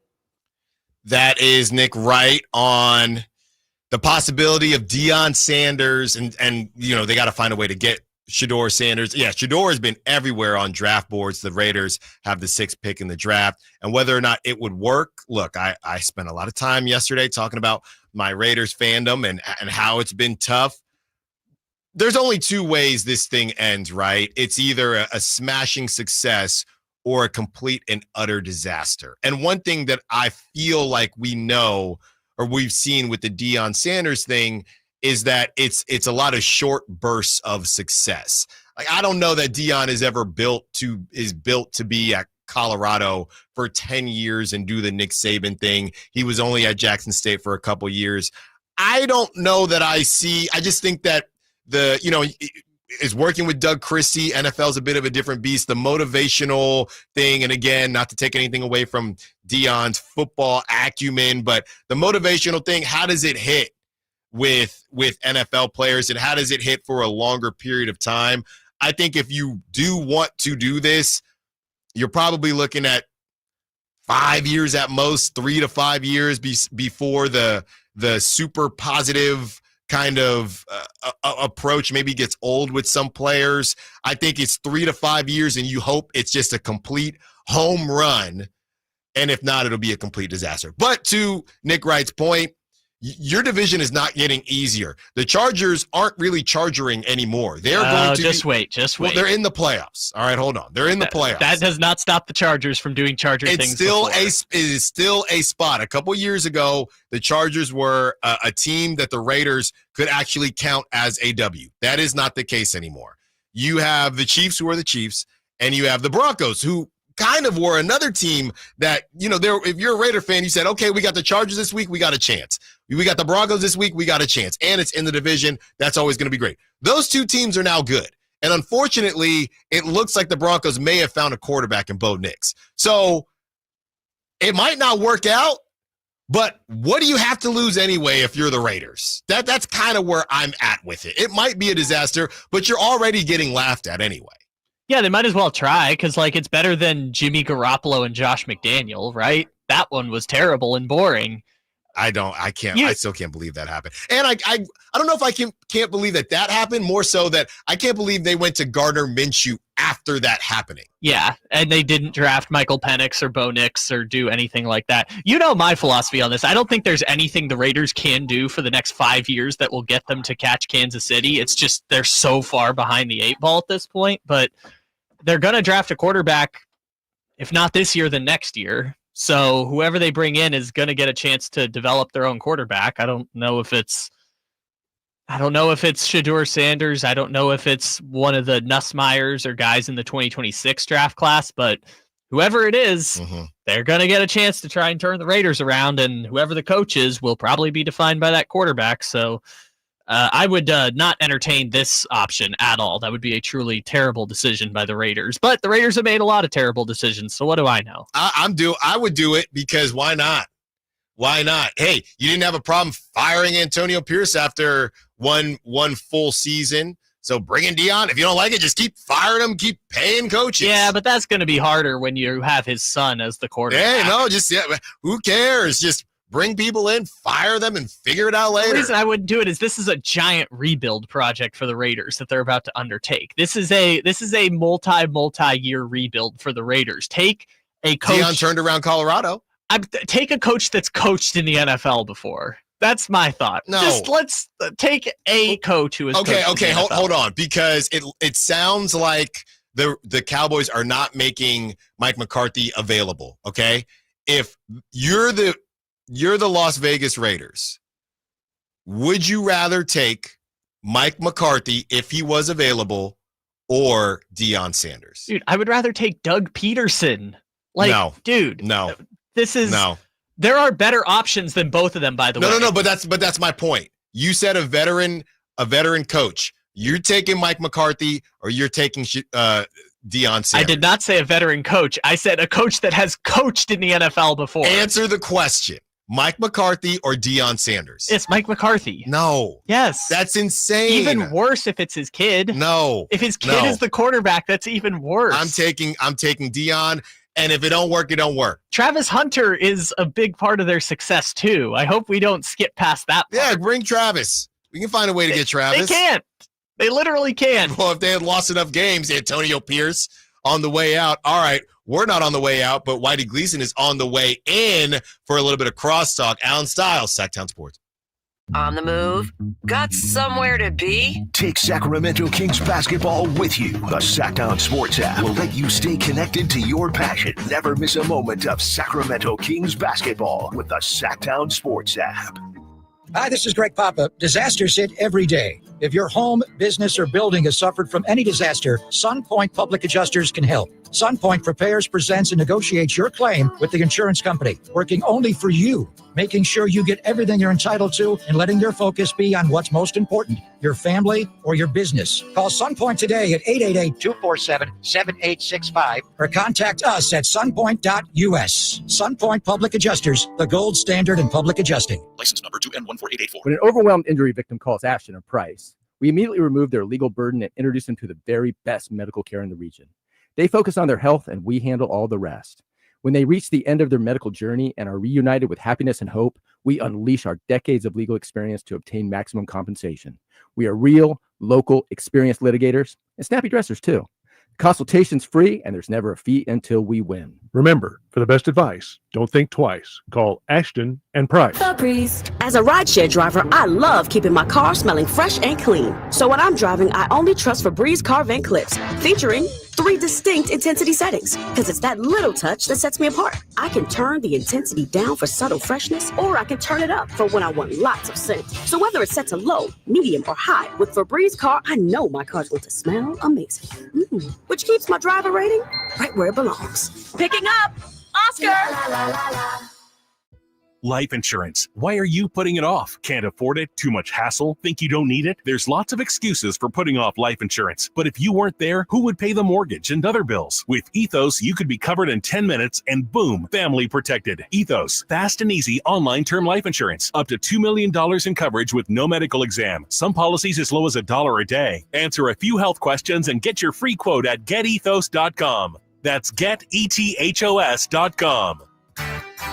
Hey, it's Carmichael Dave for American Energy Heating and Air with a question. Have you recently had a technician diagnose your HVAC system and you were a bit surprised at how much it cost? Or did something seem off about their quote? Because at American Energy, they take pride in giving you honest, straightforward solutions to get that system up and running. Have their qualified technicians come out and give you a free second opinion. It's free. You got nothing to lose but some dollars off of that original quote. They're making the uncomfortable comfortable. They've been doing it since 1981, serving the greater Sacramento area. A+ with the Better Business Bureau. That's why they keep having customers coming back for more and more and more. You can call them and set that appointment at 916-520-9990. That's 916-520-9990 or AmericanEnergyAir.com. Call 916-520-9990 now. Start the year strong at InShape Fitness. Play basketball, try yoga or Pilates, or work with their personal trainers to create a happy new you. And look for Sacktown Sports Team before the next Kings game to grab your free Kings InShape Rally Towel. Join today at InShape.com. We are in shape. You are ready.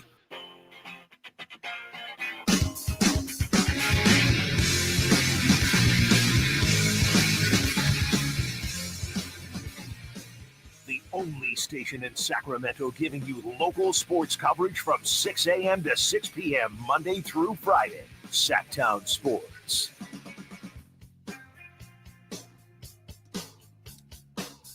Paging Kevin Michael Whitey Gleason. Paging Kevin Michael Whitey Gleason. He's in the building. I guess he's going Draper on me. Can't find a lot. First Draper dropped out of crosstalk. Now Whitey.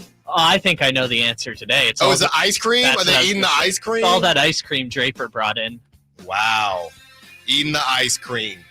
209 says, hey, what if the Raiders just try to target Arch Manning in the draft? Now, Arch, it's next year, right? Tank for Arch because this is his second year. This was his second year at Texas. Next year could be, but he obviously has played minimal snaps at Texas, so he's not projected to go anywhere in the draft. No, I know, but I think that's only his second year. So the next year, I believe next season would be the first season he's eligible. Oh, to go to the draft, yes. I'm just saying he's not the consensus number one pick in the draft is the thing. He is to me. Sure, but you're not paying attention to. No, I am. Brett Nussmeier over at LSU would be the number one pick. No, I don't like. Yeah, no. I saw Arch Manning that one game when Quinn Ewers was injured and Arch was running around like Mike Vick. That's all I need to see. Get Arch to Vegas. Okay, if you're not going to do the Shador thing, just lose correctly. You should have held on to Antonio Pierce. I think 209's onto something. Should have kept Antonio Pierce. Lose the right way, just lose, baby, and find you a Arch Manning. Arch Manning is currently the third quarterback on the projected 2026 draft board behind Malachi Nelson and Lenoris Sellers, who Lenoris Sellers is going to be – someone's going to get fired drafting Lenoris Sellers. It's like Anthony Richardson. Someone's going to be like, I can fix him, and they're going to get fired drafting that guy. Let me tell you something right now. Arch Manning is going to be the number one quarterback picked. And there's no question. Okay, we'll put that in the back pocket for May of 2026 when we're still doing this show together. We'll remember. And the other thing, by the way, as we're talking about just quarterbacks that haven't really panned out or just too athletic. Hey, why would you waste your time on an Anthony Richardson when you could have a Joe Milton? Did you see Joe Milton on the Patriots? Joe Milton was a bad college quarterback. He was cooking. You're not going to fool me with that. He was cooking. We found Whitey Gleason, the pager work. Hello. Are you filled with ice cream and joy?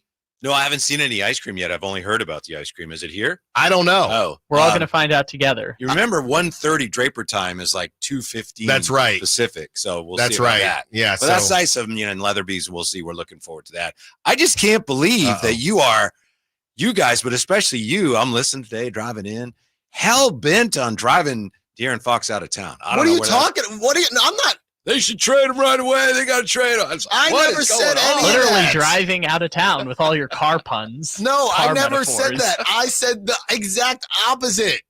This is why I can never trust when you do say I say things, what I actually said, like the JTA thing. What do you remember the JTA thing?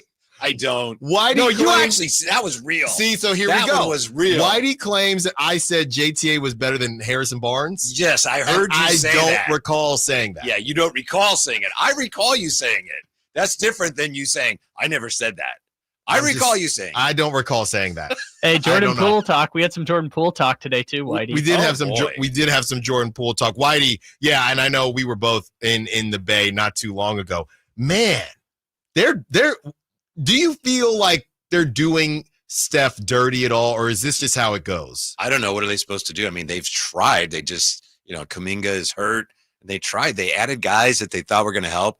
I think they miss DeAnthony Melton a lot. I know people go, what? But I really do. But, I was watching last night. I don't know if you watched that game. But I did. Oh, my goodness. I know. Yeah. It's bad. It's bad. Stuff with the body language and the, slapping at the chair and the things he says, which is basically like, oh, this team's terrible. I don't know what I'm supposed to do. And that's just not real good for morale. No. And, you're missing two of the future top best players in the league with Kuminga and Podziemski. So if you don't have those guys, if you let Joe Lacob tell it, Andre Iguodala was on a podcast and he was talking about how Joe Lacob, these guys are so successful. He thinks that he is responsible for the championships. And to some degree he is, but Andre Iguodala, and I think he was talking with Steph during this pod, and Andre Iguodala is saying, just, okay, Joe, okay. And he included a lot of the owners, and he's just saying, these guys, they're so successful. They think everything they touch turns to gold. And you're in my opinion, they could have done more for Steph. They could have chosen Steph over Kuminga or chosen Steph over Podziemski. They chose not to. And he really thinks people are going to care about the Warriors after Steph is gone. And that's just not the case. That's what the Bulls did. They had that great team. And then they thought, all right, Jordan's going to leave. We'll get rid of Phil. Mm-hmm. And it's all right. We did it once. We'll do it again. It's like, you don't. No. Everything has to just fall in your lap a certain way. But I think it's easy for the people that put those teams together to think, a lot of that was me. Right. And I'll just do it again. Yeah. But it has been difficult for them to figure out with, the core of Draymond and Clay and Steph, how long do you massage that? How long do you stay with that? How do you augment that core? It's tough because basically they're just trying to put off the inevitable, which is at some point you got to tear it all down, right? And it's unbelievable that in the midst of all that, they actually won a championship. Yeah, that 2022 championship will be probably will be one of the most talked about championships besides the first one, but the most random championship, I think, that everyone. Andrew Wiggins was the second best player on a team that won an NBA championship. Yeah. And I will never forget, they signed him to that deal, and everyone said, that's a steal. That's a steal what they got Andrew Wiggins for. And we just have not seen that guy since. Didn't get a chance to talk about this, but Justin Verlander and his 40, he's 41. He will be 42 by the time the season starts. Is that his age or his ERA last year? Probably both. Okay. I told Kyle, I said I couldn't keep up. He was on the Mets, and then he went back to the Astros, but they didn't play. And the Giants, I looked at their potential rotation. Cool. It's something. I played Verlander's brother back when he was at Old Dominion. So I got love for Verlander coming to the Bay, Whitey, but never mind that. What does your wife think? I hear she's the real ball player in the family. Well, look, here's the thing. She was on full. I got a scholarship. I was not full ride. Yeah. She was full ride. Right. She was team captain, wasn't she? She was team captain as a freshman year. You said, right? I thought I should have been captain. They did not make me captain. You think you should be captain now? Well, I am the captain now. He's going to go to Colorado and coach the University of Colorado baseball. She got her jersey retired in her high school. I'm still waiting to hear back. What position did she? I know you were second base. What did she play? She was catcher and first base, and I was not second base. Okay. I wasn't. I should have been. If I threw right-handed, I wouldn't be here right now. I'd be playing with Verlander. I'll tell you that much. Ben Verlander?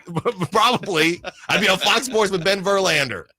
What do you think about Verlander to the Giants? Yeah, it's one of those, why not? Reminds me a lot of Randy Johnson finishing up his career with the Giants, except he was, clearly trying to get 300 in the backyard of where he grew up. So a little different, but a lot of similarities. So there you go. And You'll be here with the maybe 4th of July weekend, pardon me, when the Giants come through Sutter Health Park. Oh, that's right. That's right. Yeah, that'll be fun. Huh? You'll be there. It's going to be tough to get in, Alan. You've seen they expect basically a complete sellout. Yeah, you better most of their games. Start saving up now, Whitey. I got a connection already. I'm sure you do. The Kings, obviously, we're still breaking it down. They don't play for a couple days, but I'm looking at these matchups with the Boston Celtics, and we were looking at Domantas Sabonis, how often teams attack him. It's really often. Okay, and they've been trying to hide. The Kings have been trying to hide DeMar DeRozan, which you can see from the naked eye. But once you look at the numbers, it also matches that.